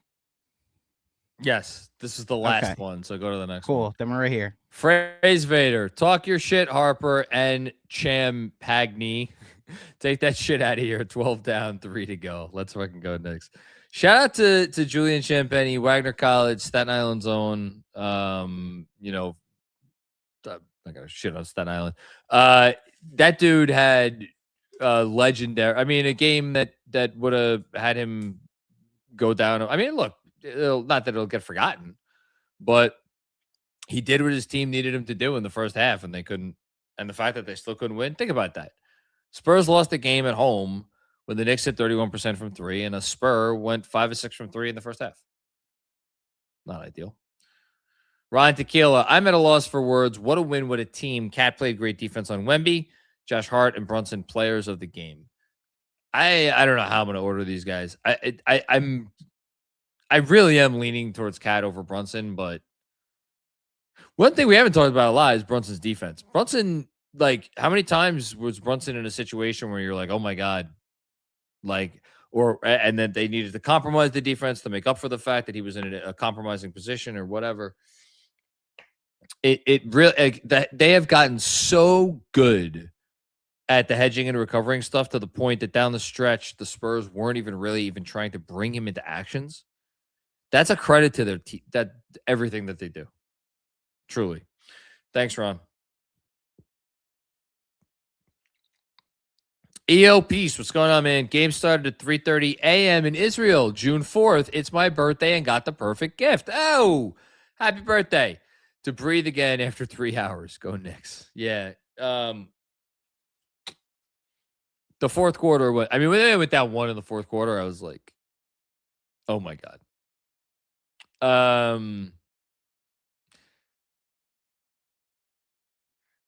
Yeah. Happy birthday. Hush Zoo with another one. There's no excuse for the doubters. These so-called analysts are now forced to watch this Knicks team. Enjoy them killing all your narratives. Haha, let's go Knicks. So I think based on what I saw in terms of people, how they, real basketball people, how they diagnose the series, I think like this game played out largely as many people expected to some extent. There were some, again, interesting decisions made by Mitch Johnson. I saw I'm sure there is a lot of discussion right now amongst Spurs fans why Dylan Harper was not in the game late as opposed to De'Aaron Fox. Now, De'Aaron Fox, an all-star this year and, much older, more veteran player, but I don't know about that one. But I think the game generally resembled the sort of game that a lot of people anticipated coming into the series. Maybe the people that thought the Spurs would win in like 5 games are going to be like, yeah, well, Spurs got a lot of great shots and they just didn't hit them. I don't know. I didn't think they shot 28% from three. I didn't think they got the most awesome attempts. And also, as Benji screams this from the top of the mountain, he wrote about it for the Knicks Film School Patreon yesterday. Like, your shooting skill is part of the equation. Despite what Kenny Atkinson seemingly believed through 3 games of the last series, they do not hold or hang banners for shot quality. So, like, the quality of your shooters matters. And, it's a weak spot of the Spurs. It was a weak spot of the Spurs all year, and, it continues to be something of a weak spot. Thanks, Hush. Another one from Hush. Dylan is scary, man. That's a rookie. Good Lord, LOL. I wrote it today. He's going to be in MVP conversations sooner than you probably realize. It is the most fascinating long-term thing in the NBA among like contending level teams. I mean, there's a few interesting questions about Oklahoma City, but I think the De'Aaron Fox, Dylan Harper question, like what did Kobe come off the bench for like 2 years, I think? Again, that's the second time I've invoked Kobe's name with this guy. I'm not saying he's going to be Kobe Bryant, but like when you look at a kid doing this at this age and you consider the pairing with Wembanyama and how just perfect that pairing is, like there's a guy ahead of him on the depth chart who's earning $50 million a year. Like I'm very fascinated to see what happens there. We'll see. Daniel Y and Fonte. Regardless of what happens in this series, we just witnessed one of the most memorable games in Knicks history. That was special. Knicks in 5. I mean, look, they've only won how many games in the finals over the last however many years. So yeah, you win a game in the finals, it's special in your team's history, 100%. Sergio Escoval. Hey, last one, I promise. No, it's okay. Keep them coming. Just a PSA, keep those brooms handy for a little while longer. I mean, I put mine in the garage, but I know where to get it. I promise you that. Thanks, Sergio. Another one from Danielle. Surprise, never saw OG on Wemby. Maybe saving it. I think that's absolutely what it was. And I think they felt very comfortable with Cat. I think Cat performed very well. Cat never got into foul trouble. That was another big thing. Cat never got into foul trouble. Significant foul trouble. I know he picked up 3 in the third, but, so, yeah, and like Cat's just doing a really good job on him. And Mitch. Thanks, Daniel. T. Doyle. What's going on, T. Doyle? Josh Hart's stat line is peak Josh Hartness. I'm out, so I couldn't attend the watch along, but let's go. 3 more. That's all right, man. We'll do another watch along on Friday night. Hope to see you there. Blue flags. Jalen Brunson genuinely makes me feel inspired as a person. We're so lucky to have him. Most important free agent signing in the history of the league. That's the conversation now. You want to talk about starting to have conversations? We could start having that conversation. It is him. It is Shaq. It is Kevin Durant. And, you want to throw LeBron when he went, for either a couple of LeBron ones. That's fine. It's top 5. There's no question it's top 5. And it's only a matter of, is it 1 because of what he has meant for the organization off the court and on it. Thanks, Blue Flags. Nicolas Cage with the best avatar that we have seen from anybody this year. Knock, knock. Who's there? Owen. Owen who? Owen 1. See what you did there. 12 straight. 3 more to go. There's no quitting this team. This is insane. Let's fucking go. Oh, man. Friday's going to be fun. You can never expect a win or even honestly, like, anticipate a win or demand a win or whatever word you want to use when you win game 1 on the road. But would I put it past them to win this game on Friday? No, of course not. Teams won 12 fucking games in a row. Who would put one more in a row past them? I wouldn't. Phrase Vader. OG Anunoby showed metal in that fourth quarter. He also had some huge timely shots. Let's fucking go Knicks. It's the thorn in my side right now is the notion that I'm going to leave OG Anunoby off my players of the game because I only get 3 spots. I do not know how I'm supposed to do that. The guy was awesome. Thanks, Phrase. Another one. Get the fuck out of here with that BS. I don't know what this is in reference to, but okay. I don't know what this is in reference to either, but we co-signed whatever you wanted to GTFOH, Phrase Vader. Even specifically if it's that BS. Yes, even if it's something I said. GC Malerbo. What's going on, GC? Creep stat. Oh, I wrote about this today. Last 3 road teams to win game 1 all lost the finals. Yeah. I think the Knicks are going to break that streak. None of those teams had Jalen Brunson. Yes, and the teams that overcame those deficits had one of them had LeBron. I said this before you were gone. One of them had LeBron, one of them had Steph, and another one was last year's Oklahoma City Thunder, and they played a guy towards Achilles in Game 7. Sam Garcia, team that wins Game 1 of the finals wins the series 70% of the time. They had to have this one, and I'm ecstatic they were able to get it. Again, don't think they had to have it. Once they went up 8 in the fourth, it was like, man, boy, would this be now a heartbreaker if they couldn't get it. The Jalen Brunson era. Game 1 has dictated the result of the series 9 out of 10 times, and the one exception, the one instance where Game 1 did not dictate the result of the series in the Jalen Brunson era, OG Anunoby had a partial tear in his hamstring at the end of Game 2. And if he does not have that tear, they beat that Indiana team. Thanks, Sam. In other news, please stay healthy, OG Anunoby. Adam Koplik. I didn't think we were winning this game until we were up 8 with 20 seconds left. That's when I finally celebrated. When they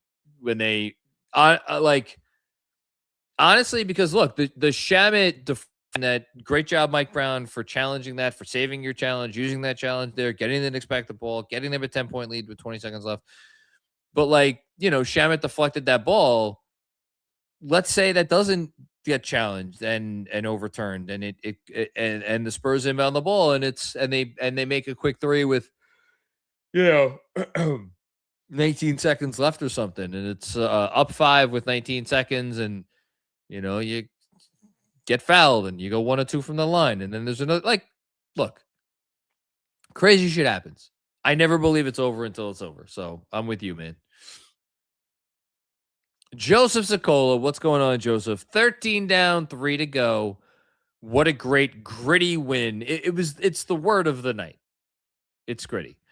Did not play their best game, but the resilience to push through was unreal. So proud to be a fan of this team. Our captain epitomized our night. Just kept fighting. Let's fucking go. Knicks. 3 more. We're all proud. Even those like me who had pretty severe doubts. And in fact, I would argue that those of us who had pretty severe doubts are more proud. Because they have overcome our own frailties as fans, which makes it that much sweeter. Okay, we got a couple from Sam L here. No? Hold on. What? Hold on. So I'm less proud because I didn't have those doubts? I equate it to this. Mm-hmm. If you have it someday, you will have a child. And if your child overcomes something and succeeds, for me, my 2 cents as a parent is you're more proud in that instance than when they succeed at something that they're just very good at. It really does come down to what you thought of this team, I think, during the year. Because if you were like me and you actually thought that this team was at times a 2-pack of ass, and for them to do what they're doing now, I believe that they overcame some real challenges. There are other people who never, ever, ever were anywhere close to as down on them as I was. I think the majority of people would be in that category. I see what you're saying in that they had more to overcome for you. So your pride for them is now quantified potentially more. I would argue that those of, let's say us, that didn't believe they were ever as bad as said 2-pack of ass, have the same amount of pride because they proved us right. Hypothetical us. Well, that's a good way to look at it. Yeah, I think we can be equally proud. That's a exceptional comeback. That's all. I think we can all be in one happy 7th Avenue collection of pride. It is June. I was about to say, you took the words out of my mouth. Happy Pride Month. Well, so it could be either Pride Month is that, or it could just be like a Pride Alliance. Like we're all in one pride, but I don't know. We're all allies here at Knicks Film School. We are all allies at Knicks Film School. Indeed. There you go. All right, we got here. Thanks, Sam. Sam L. Skates, #69 wins. Shout out to Foreplay. Always shout out to Foreplay, even though it doesn't exist anymore. Happy Pride Month.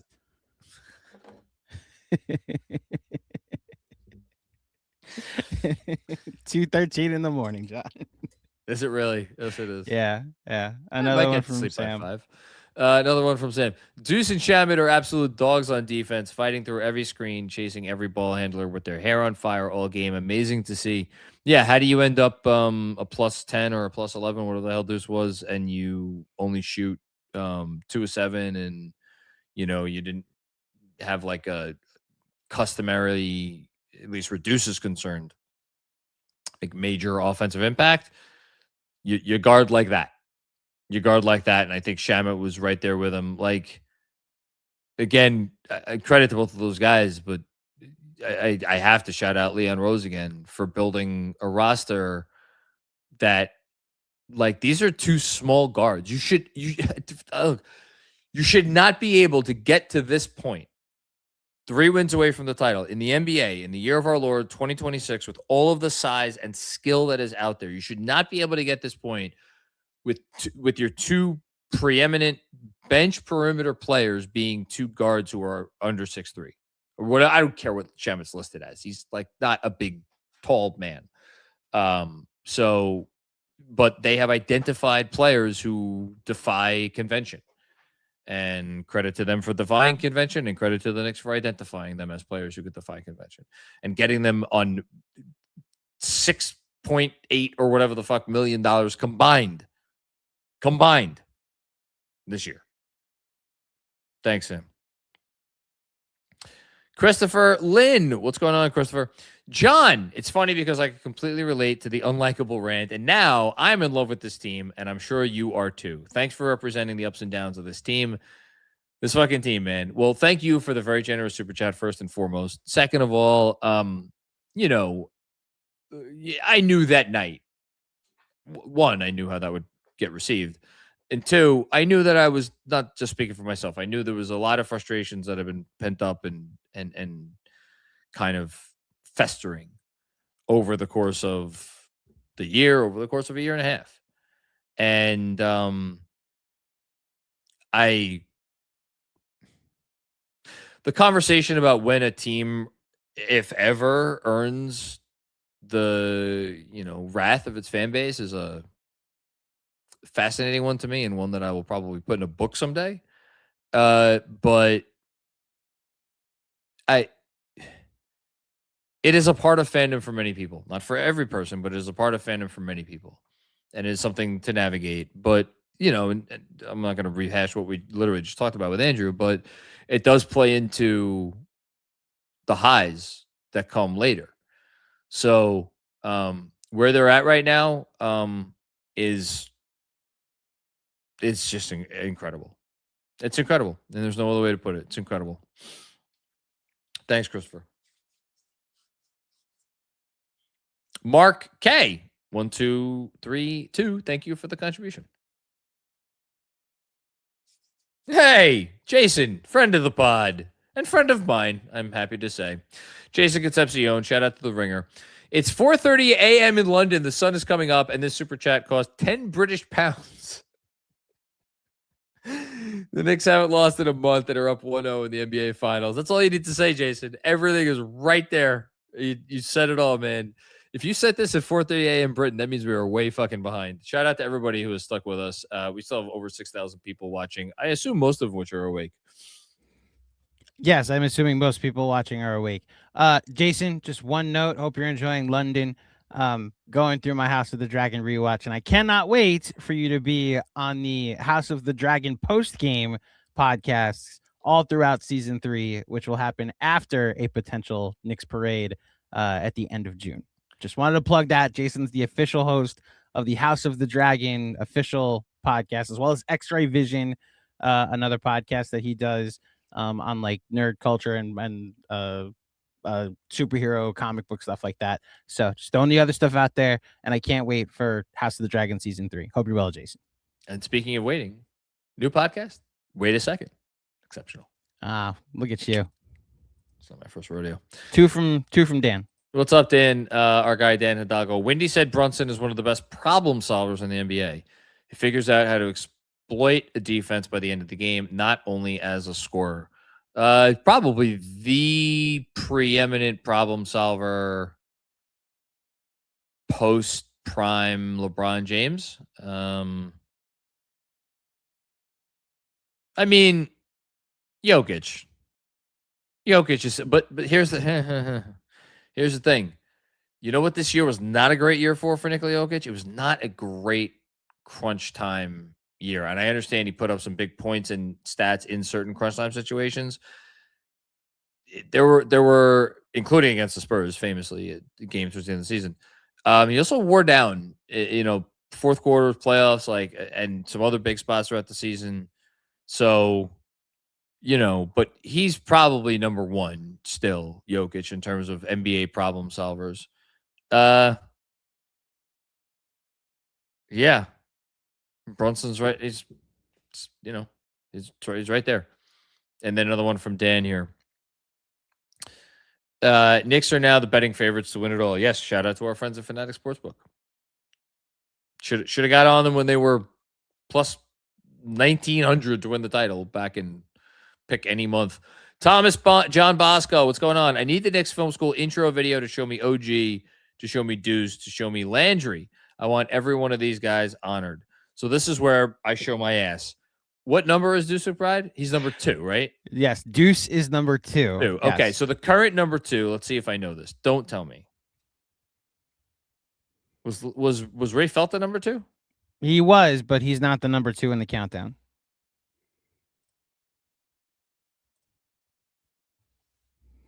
I don't know who the number 2 is. Larry Johnson. Oh, gee, Mhm. literally staring at me in the face. 8 is obviously Sprewell. I think it's time. And then Really? Okay. I mean, look, Charles Sprewell was best player in the finals team, but Let OG win it, and then there. So here's what I'll show. I'll bury. what number is Landry? He's 44. So that's, the countdown's from 24 on for those who haven't. will always be for all the people who are like, why isn't Ewing on the countdown? It's why Randall's not on the countdown, why Ewing's not on the countdown. The countdown's from 24 on because no Nick has ever worn number 28, I believe. So it would just be like skipping a second. I'm glad Thomas also pointed out that it is a countdown, which oh no, it just says intro video. Maybe this isn't an informed thing. It's counting down from 24 to 1. So that is partially why you'll never see the players. Landry Shamet will never be on there. I would like to give OG Anunoby his flowers after they win a championship. Josh Hart potentially for number 3. Oh well, find himself there. It stinks. Cat's number 32. We couldn't go back there, but maybe. I don't like to tell John this because he's like, job's not finished. Respect the opponent. 3 games to go. Some of us may already be preparing to have stuff ready in case 3 wins are to happen. Shout out to Jeremy. He knows what's up. I'm not saying anything. Do you know who's number 4 in the countdown? Nate. Oh, look at you. Who's number 5?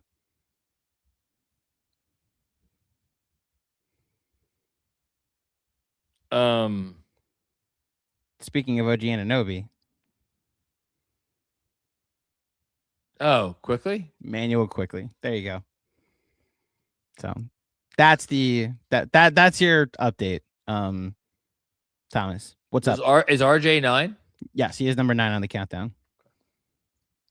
Who's number 7?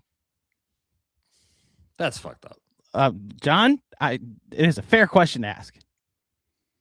Number 7, Travis Knight. Number 17 is still Jeremy Lin, for what it's worth. Well, that should was always on the be coverage. case. Yes. Yeah, all right. That's never changing. Nikki Double G, as Clyde would say, heroes abound, but shout out to GTA. I love the Alvarado's got to get love. He was instrumental. I don't think they win the game if he comes in and he's not good. Excellent minutes while Brunson was getting fixed up. Yeah, and just like again, shout out to Benji for pointing out, steadying, and I'm sure Andrew pointed out too, even though I wasn't on. Literally what I led with. Technically what I led with was Leon Rose, and then I went through all the different Leon Rose fingerprints. Jose Alvarado, number 5, by the way. Maybe he replaces Emmanuel Quickly if all these guys are champions. Beach, I think a lot of replacements going on. Beach Chair, what's going on? Not only do we have the surreal experience of watching the Knicks in the finals, they won game 1 on the road. The impossible might happen. # let's go Knicks. It ain't feeling so impossible anymore. That's all I got to say to you. It ain't feeling so impossible anymore, which is quite a place to be. Vince N. Great gutty win. Contributions from many. Spurs had a chance to stop the Knicks' 11-game momentum and didn't do it. Hope that has a carryover effect. Spurs had a chance to stop the momentum. Cavs had a chance to stop the momentum.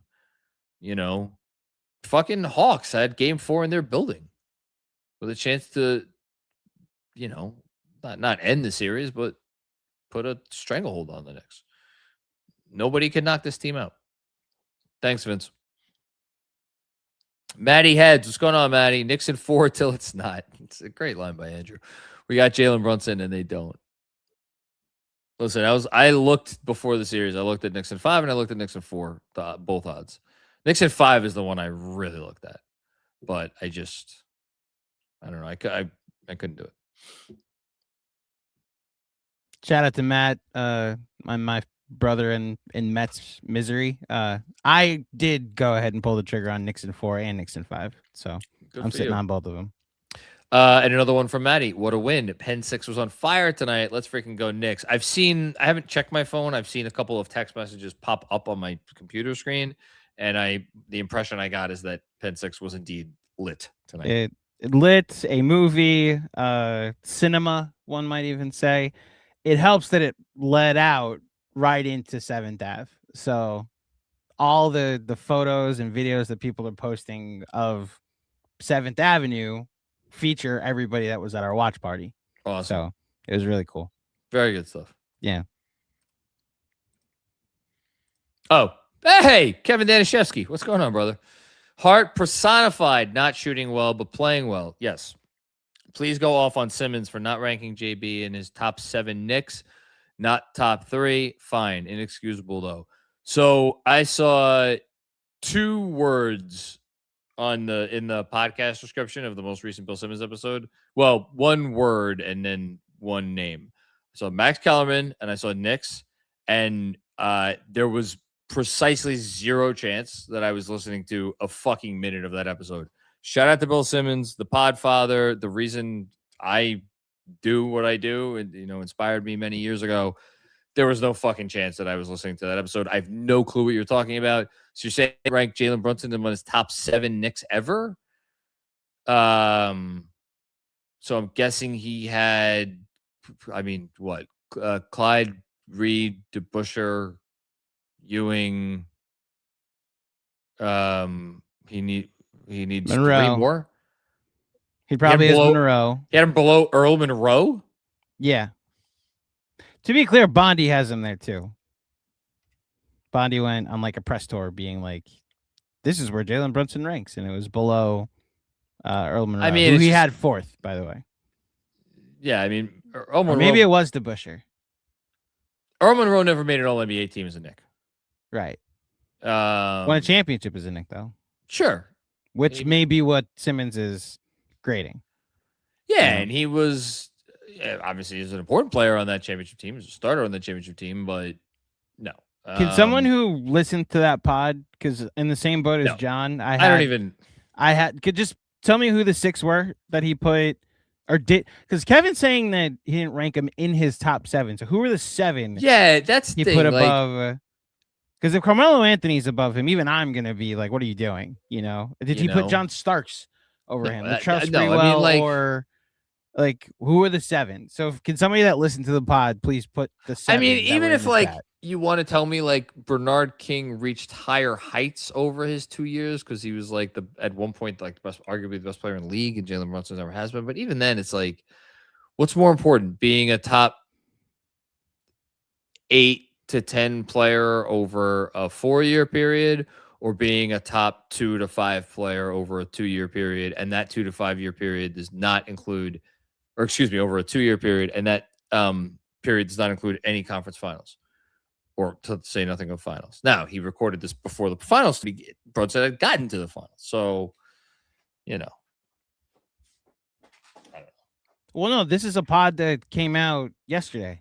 Yeah, no, I am saying that. So it got recorded after. Yes. Yeah. Whatever. We've already spent way too much time talking about it. Right. I'm more just curious who the 8 are now. I'm curious as well. So that's more my question. I'm with you. I told you I needed to. We had done so much content, and I was tired of hearing about the series without having watched it. That I was listening to movie podcasts from 2019 just to not listen about this game and then be ready for the game. So I also did not listen to this pod yet. I'm not going to go off on Simmons because the Ringer makes elite content. That's their goal. The response to them accomplishing their goals should not be to get incensed. It's just this is what they did. Just say I disagree. I can enjoy his content and say he probably said something stupid, but it's okay. I still like you, Bill Simmons, and the Steven Spielberg pod was very fun. I'm a half hour into it. I want to go rewatch 2001, and I haven't had time yet, obviously. Before we go, I'll tell you. Danishevsky, Hart persona. Oh, we saw. No, that was his. What were you going to tell me? No, I watched a movie today. What'd you watch? The Moment.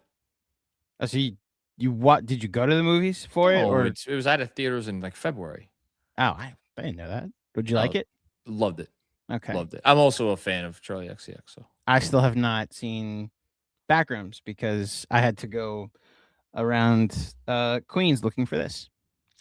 That's why you're the best. Commitment to the bit, folks. Commitment to the bit. You're the I man. was so burnt out and told John I need to go see a movie. And then I got the idea and was like, now I need to go find a cowboy hat. Shout out to the Michaels in Jamaica. Michaels where- would have a fucking cowboy hat. They sell. That Yeah. store sells everything. Yeah, and so I had to make the trip worth it. So I got 2 Coke Zeros too. Ugh. Yeah. Anyway, Nice. next up. All right. Here we go. Can I say home stretch?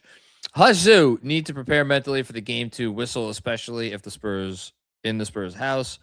Man, just find a way. Find a way. I love you all. Let's go Knicks 3 more. Look, it's not game 2 is not a must-win game. It's game like the Spurs are they're going to be favored by probably 7 or 8 points. It's going to be a massive uphill climb. The Spurs are going to bring everything they have. They're going to bring it from the opening tip. They're going to bring a ton of intensity. Now, will they be tight? Will they miss some open shots? We'll see. Sam Garcia's dad. What's up, Ray? F them picks. Date night for our 26th wedding anniversary. Happy anniversary to you and the missus. Sam Garcia's mom finally met KFS crew. Oh, my goodness. You took your wife to the watch party for your 26th wedding anniversary? My goodness. Shout out to her. Shout out to Penn 6 for the champagne. We met Kev Words, 1 down, 3 to go. Well, Kev Words he's not a minor celebrity. He's a major celebrity. So shout out to you for meeting him. Shout out to him for meeting you. And shout out to our friends at Penn 6. Great watch party atmosphere, I'm sure. Max Wren, Landry Shaman. That's it. That's the tweet. That's all that needs to be said. Matt G. Do we have a dude yet? They got a team of dudes. I wrote it. It's very funny because the early comp when Leon Rose was building this team, and the thing that I would hear really for the first 2 years of the Brunson era. First 2 years of the Brunson era, all I heard was, oh, well, maybe they could do it with this format. Look at the 2004 Pistons. So, okay, well, that team was like one of the best defenses of all time and whatever. And then the comp went away because Brunson elevated into where Brunson is elevated to, and they obviously got Karl-Anthony Towns, who's an All-NBA player in his own right. To date, or at least since the merger, the Pistons are still the only team to win a title without having a single player ever make first team All-NBA. Billups made second teams. Wallace, I think, made a second team or two. Rasheed Wallace was certainly All-NBA level talent, but I don't think he ever made an All-NBA team. Rip maybe made 1 or 2. I don't even think he did. I think he made a couple of All-Star teams. So the Knicks, as of now, no player on the Knicks ever made first team All-NBA. Brunson, Cat topped out. I don't even think Cat got second team. I think it's all third teams. So, yeah. Real quick, I know you're exhausted, but I have the 6 that Simmons mentioned. Read them off. Kevin. The 3 obvious one: Patrick Ewing, Willis Reed, Clyde Frazier. Okay. Then he said Dave DeBusschere. Then he said Bernard King. Then he said Carmelo Anthony. Well, the Melo one that's someone who was not watching Knicks games at that time. Which is funny because that's the heart of Grantland.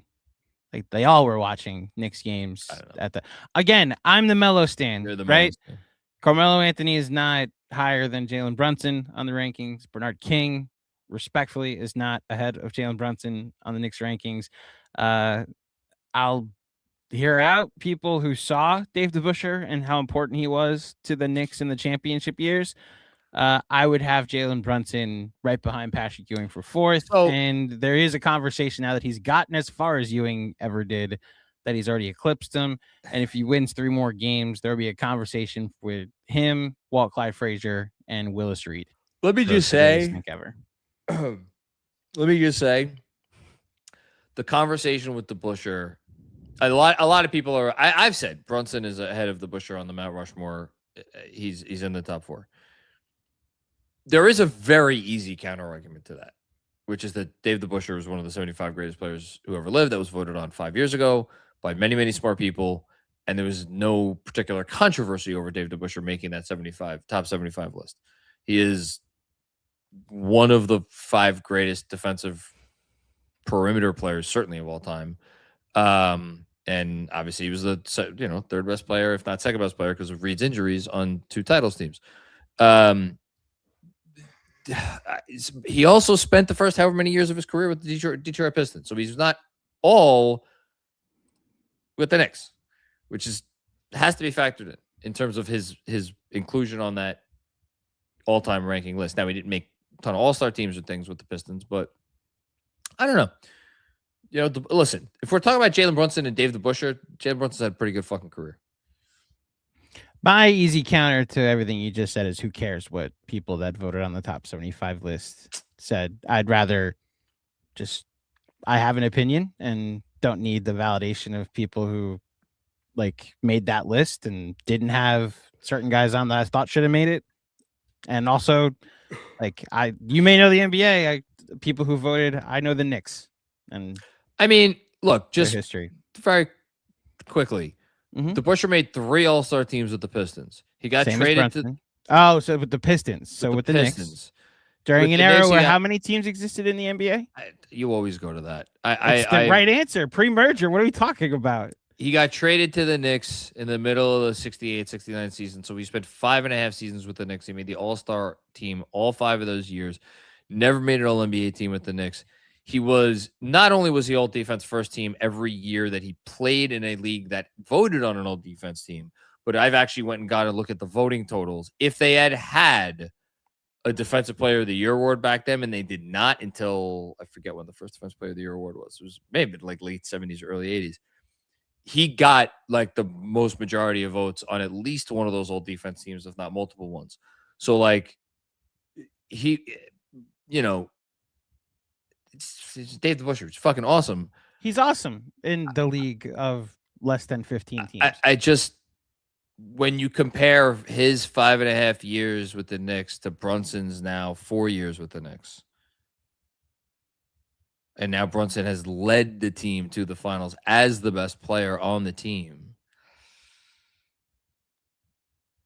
I don't know, man. Second round every year, right? The Knicks? Second round every year with Jalen Brunson. Gotten further literally every year with Jalen Brunson. DeBusschere made 3 finals.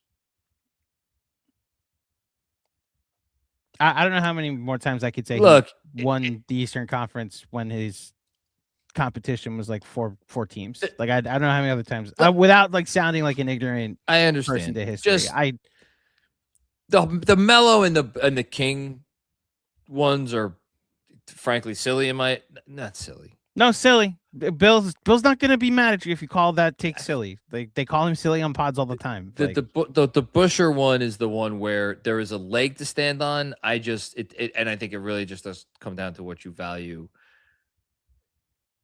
It comes down to what you value. That's all. Okay. We can leave it at that.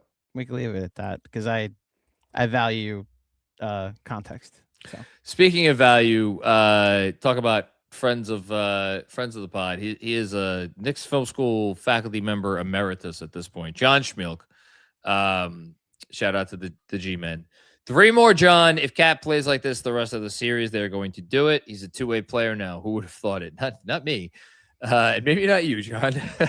We'll talk about it at some point next week. Yeah, I mean, is that it? Is that the key to the series? If just Cat keeps playing like this, that's enough. I think they need a little bit more. I'd like them to shoot a little bit better. Man, keep it going. That's all I got to say. Keep it going. I may need to adjust my argument. Kevin's telling me I'm right because the league had 12 teams, that I'm spot on. So I don't like agreeing with Kevin. I might be wrong. Dave DeBusschere is 4th. And at this point, maybe Brunson is 7th. Maybe he was right. Vaz Callow, what's going on, Vaz? It's insane a player like Jalen Brunson is a New York Knick, and we are 3 wins away from an NBA championship. John and KFS, you guys are doing God's work. Thank you for your service. Thank you for allowing us to do this work and making it so that it's wanted and valued. Is it insane that he's a New York Knick? I don't know.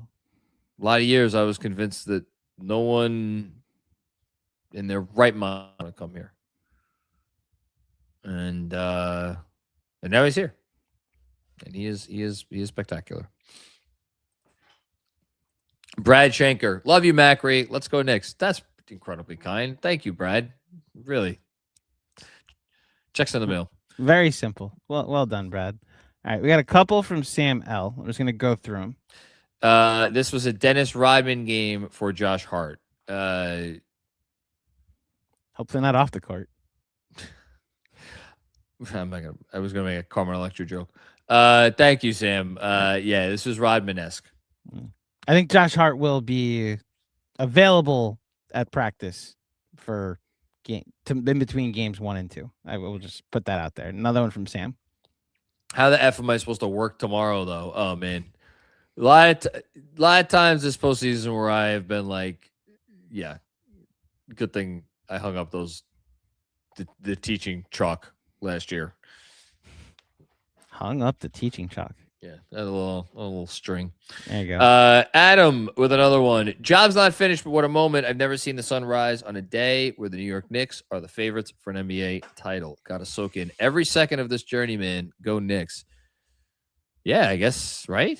Man. Were they ever favorites in 90? I'm sure at some point they were favorites in 94. Maybe when they were up 3-2. When they're up 3-2, they probably were favorites. But to Adam's point, maybe he didn't see that one. You know? Yeah, I don't know. Parrish Duggar. Oh, boy. It's been a while for Parrish. Hey, Mac, try to enjoy this. Man, you are so stressed. Yes, of course. Relax, my friend, because we have the boogeyman. Number 11. Question. What was that Becky Hammond JB was mad at? Oh, I don't think so. It was Scott Foster he was mad at. Yeah. He was very upset with Scott Foster tonight. Yeah, I mean, look, Becky Hammond, Hall of Fame player, coach, amazing. Very, very indignant, especially when that was revisited with her a couple weeks ago, wherever it was. It was very strange. Riyadh, what's going on, Riyadh? I cried like Wemby, Western Conference Finals, Game 7. Maybe premature, but man, you got to aim for the fucking head. 3 more wins to eternal glory. Yeah, very much job not done yet. I get the feeling. I get the sensation. I was feeling it right there with everybody. 3 more. That's what I keep saying. 3 more. Kabian Andor, 3 wins from a title. Soak it all in, Knicks family. Soak it all in like we're in a dorm room in Utah. Excellent watch along again, John and GMAC. What Marvel reference is this? Dorm room in Utah. Dorm room. Soak it in like I don't think this is a Marvel reference. It might just be a Utah reference. No, this has to be a reference. He always does references. Let's keep it going. A dorm room in Utah. I got nothing. Aurora B-League. What's going on? Woke up at 4 a.m. to watch this game all the way from Norway. Shout out to Norway. I got to get to Norway one of these days. Thanks to KFS for. I want to go to Norway. This is something you say literally anytime someone says where they're from. Yeah, but there are certain. I got to get to Russia. I got to get to Antarctica. Thank you so much. Like, I don't say those. I'm just simply saying anytime someone's like checking in from said country, like, oh, I got to get there some days. There are places I don't need to go. I can't wait for someone to say that when like I'm from here. It's like, oh, that's good for you. And then you read the chat. Thanks to KFS for being the only way I could connect with other Knicks fans. And thanks to Rose for picking Shamet over Garrison Matthews. What a great shout out that is. That's a really fantastic shout out. Yeah, I mean, and shout out to Mike Brown for loving him some Landry Shamet, probably making that decision easier. Brian Less, what's going on, Brian? Lived in Texas for the last 5 years. I can confirm the Alamo blows. I've seen the Alamo. It sucks. Sorry, but it's just a little building. It's a mall. Yeah, like it's not. The Alamo is. It's nothing. I don't want to say nothing special because people would probably be like Times Square is nothing special. Like the Alamo is not Times Square does suck. There's 100 better things in New York, but that's a landmark, right? Like you think of San Antonio, you think of New York City. One of the number one things that pops up are those two things, right? I haven't been to the Alamo since I was a kid. Like I think I was 12.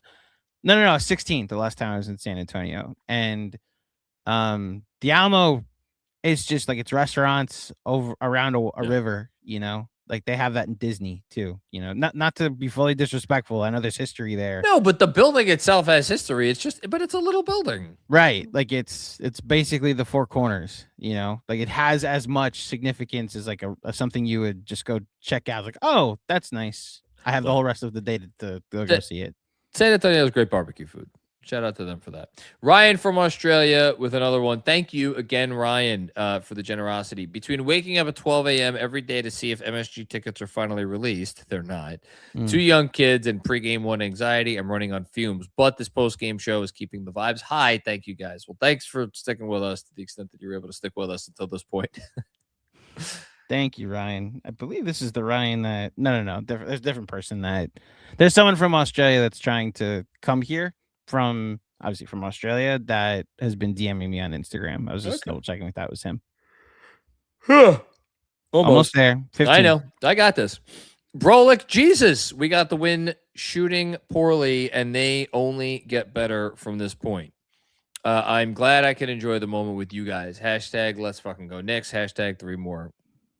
I love the avatar, first of all. Second of all, honored to be able to enjoy this with Knicks fans everywhere. Truly. It is an honor. Ja, so focused. Placed a few bucks on the Knicks in 4 and 5. Why? No one could stop OG from getting to the rim except Yama, and the Knicks improve after every game. The Knicks can play better than this, assuming JB isn't hurt bad. JB will be fine. And if he isn't, you're not going to know it. I actually think OG can play better. Maybe the biggest argument for why he should not get one of the stars is I think he could play better. I'm like convinced he could play better on offense. For as crazy as those 2 3, well, the 1 3 especially was, I think he could play better. Thanks, Joe. Another one. It just sunk in that we've won 12 in a row. That didn't hit me until after the game. Like I don't know when it hit me, but it took a yeah. I said it when we signed off the watch along, but you might not have been fully here. Out of body. Yeah.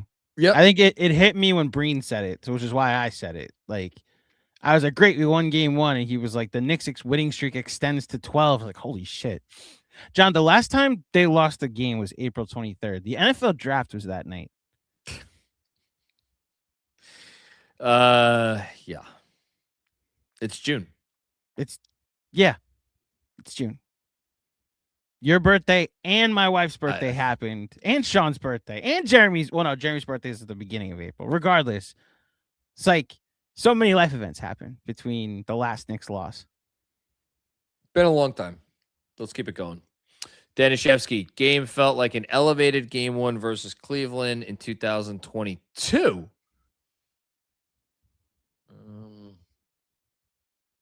I mean, Josh Hart hit the big 3 to win that game. That's not a crazy count.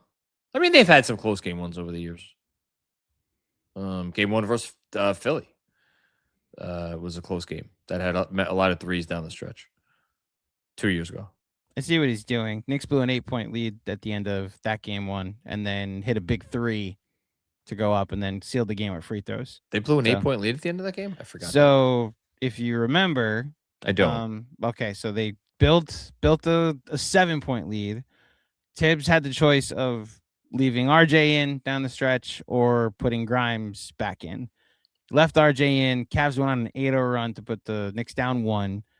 Calls timeout, takes RJ out, puts Grimes back in. Then the play, the possession after the timeout, when he put that final lineup in, is the Josh Hart 3. Got it. To put the Knicks up by 2. And then the Knicks, Brunson hits a shot, Grimes hits 2 free throws, the Knicks win. So if you're doing the equating that Kevin's doing, it involved a late fourth quarter quick collapse, a big 3 to put them up, and then some free throws, and another Brunson shot for that matter, and some free throws. You and Kev both have much better memories than me. We try. Yeah. Okay, Rob the Looseman. JM, my guy, wait until these Knicks really get back to clicking. Hashtag 3 more wins. Oh, we got a Magic Johnson tweet here. What's it say? I'm not going to read it. Rob the Looseman, thank you, you, can't Rob. say it and not read it. It says nothing. It's you can't say it and not read it. Jesus Christ. What a very entertaining game one. Jalen Brunson was too much to handle for the Spurs tonight, scoring 13 of his 30 points. This is AI in the fourth quarter. It was a great coaching move by New York Knicks head coach. This is so funny. These are the tweets he sent out. Mike Brown to put Landry Shamet on the floor in the fourth quarter. His 3-point shooting ability gave Brunson more room to operate. Josh Hart played with heart tonight, leading both teams in rebounding with 15 boards, 4 big steals, and 6 assists.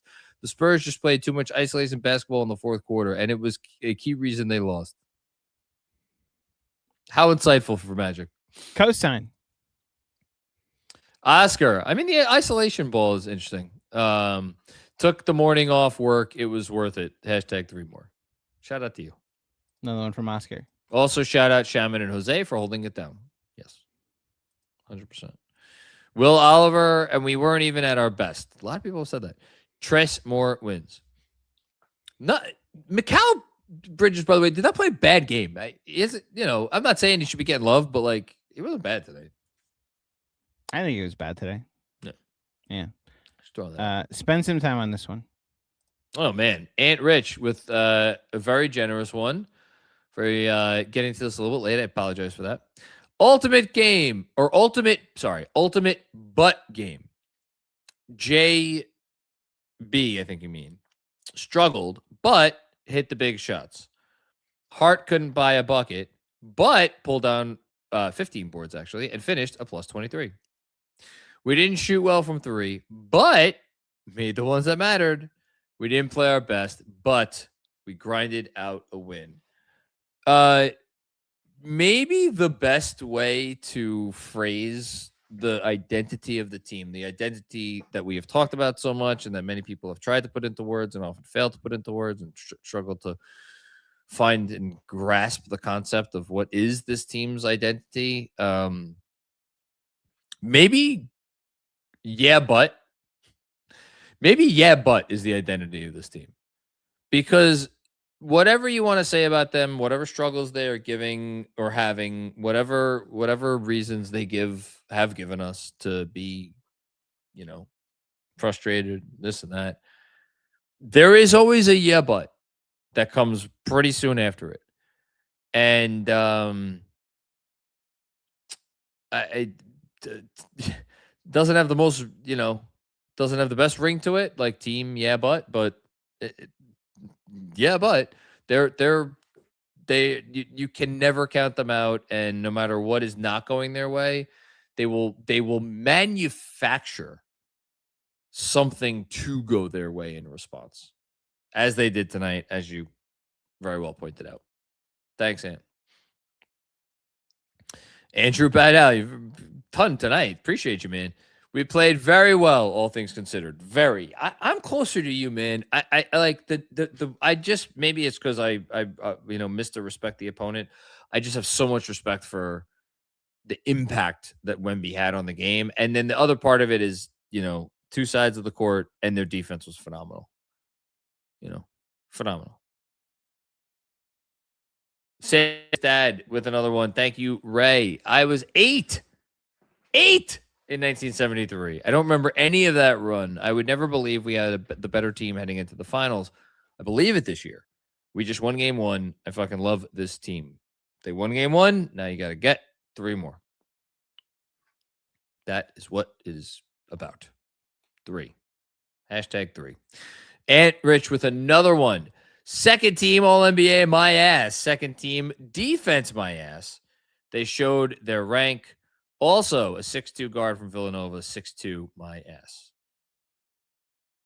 So second team all defense is in reference to OG. Second team all NBA is in reference to Brunson, and he was barely second team. I think he was 9th or 10th in the voting.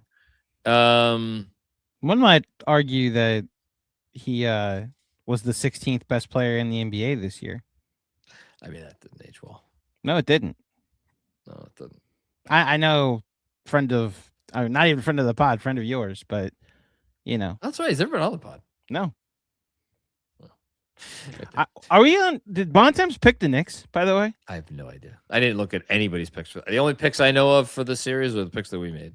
okay. So Bontemps And Zach Lowe. I know Zach Lowe picked. So McMahon picked the Spurs, so he's dead to me now. Bontemps said, I don't know yet on the last Hoop Collective, and so he would release it on Instagram. So I don't know if he picked the Knicks, I think all is forgiven. Well, appreciate all those guys regardless. Fresh Precocious Salmon. Repping my KFS hoodie and getting hugs from strangers on the subway coming home. Thank you for representing the brand, Precocious. We appreciate it. We love it. Nothing like it. Hashtag 1 down. Hashtag destiny. Hashtag 53 wins. Hell yeah. Bulldog basketball promo. See you at the Canyon of Heroes, Macri. Again, not getting ahead of myself, but I'd be lying if I said I didn't have some thoughts about how I would want that day to go. Speaking of planning. 2 more. Aussie, that's it? Oh, great. Aussie Nick fan. Not that I'm looking to get out of here or anything. I don't want this night to end. Aussie, I just have to do writing before I fall asleep on my keyboard. From Big 15 to Game 1 finals win, we'll always pair this Knicks run and hopefully championship with KFS. Well, that's incredibly kind. Till the end of the line, Cap. Hashtag 3 more wins. It's been quite the run for us. You know, going on YouTube during the We Here season, which was kind of a big deal, big moment for us. And now, you know, got 6,000 people watching us at 3 in the morning. Go figure. One more jumped in. Chinese Swede. Knicks for Clicks Industrial Complex working late into the night trying to figure out how to turn this Knicks win into a negative. Listen, they could. I think the Knicks for Clicks Industrial Complex is starting to go, or is started to go into remission over the last few weeks, and it is now rapidly receding. I do not think that there will be many legs left to stand on by the time the series is over, if it goes the way that I hope and suspect that it will go. And the last one, speaking of the Knicks for Clicks Industrial Complex. Who's the man? Jeff J is the man. I left the watch party, went to MSG, went to another bar, went home, fell asleep, woke up, and you're still doing the post game. Knicks fans are incredible. Cat worked Wemby. Watch party was dope. 3-mo. Jeff, you're the man, dude. Been an honor to pod with you and call you a colleague over the last couple of years, but especially this year. And yeah, man. Andrew, it's a good night tonight. I'll say. Back at it again on Friday. It's been a lot of good nights for the past 12 Knicks games. That's the part. It should not seem this easy. It's not easy. It obviously hasn't been. Nothing about tonight was easy. But you're not supposed to win 12 postseason games in a row. The crazier part for me, you're right. All this is crazy. It's not should be this easy. And tonight wasn't easy, right? That was a close game. That was a crunch time game. The Knicks still won by double digits. They still, of this winning streak, have 1 win less than double digits. Game 2 against Philly. So even tonight, a close game that we were terrified of. They were down 14. Brunson hit a big shot, put them up 2. Still won by 10. So far, Claudio Casino, we're like, knock one off, you know, of the over-under for double-digit wins in the series. Speaking of casinos, I hope people took my advice on weekly wagers earlier today. It was good advice. Okay. That's it. We're done. Thanks everybody for checking out another episode of the Knicks Film School Postgame Show. There will be a playoff hangover tomorrow, 11 a.m. With I believe the great Dexter Henry, barring anything unforeseen. Excited for that. And then I am going to go into hibernation for the following 30 or so hours until game 2 watch along, which you can of course catch me and Andrew on, followed by the post game. Thanks everybody. This was a really cool night, and the everything surrounding it made it even cooler. Again, soak it in. Just soak it in and enjoy it, because this is what we do this for. And this is why we fan. All right. On behalf of Andrew, Claudio, Mark, Benji, everybody, Eamon McEnany.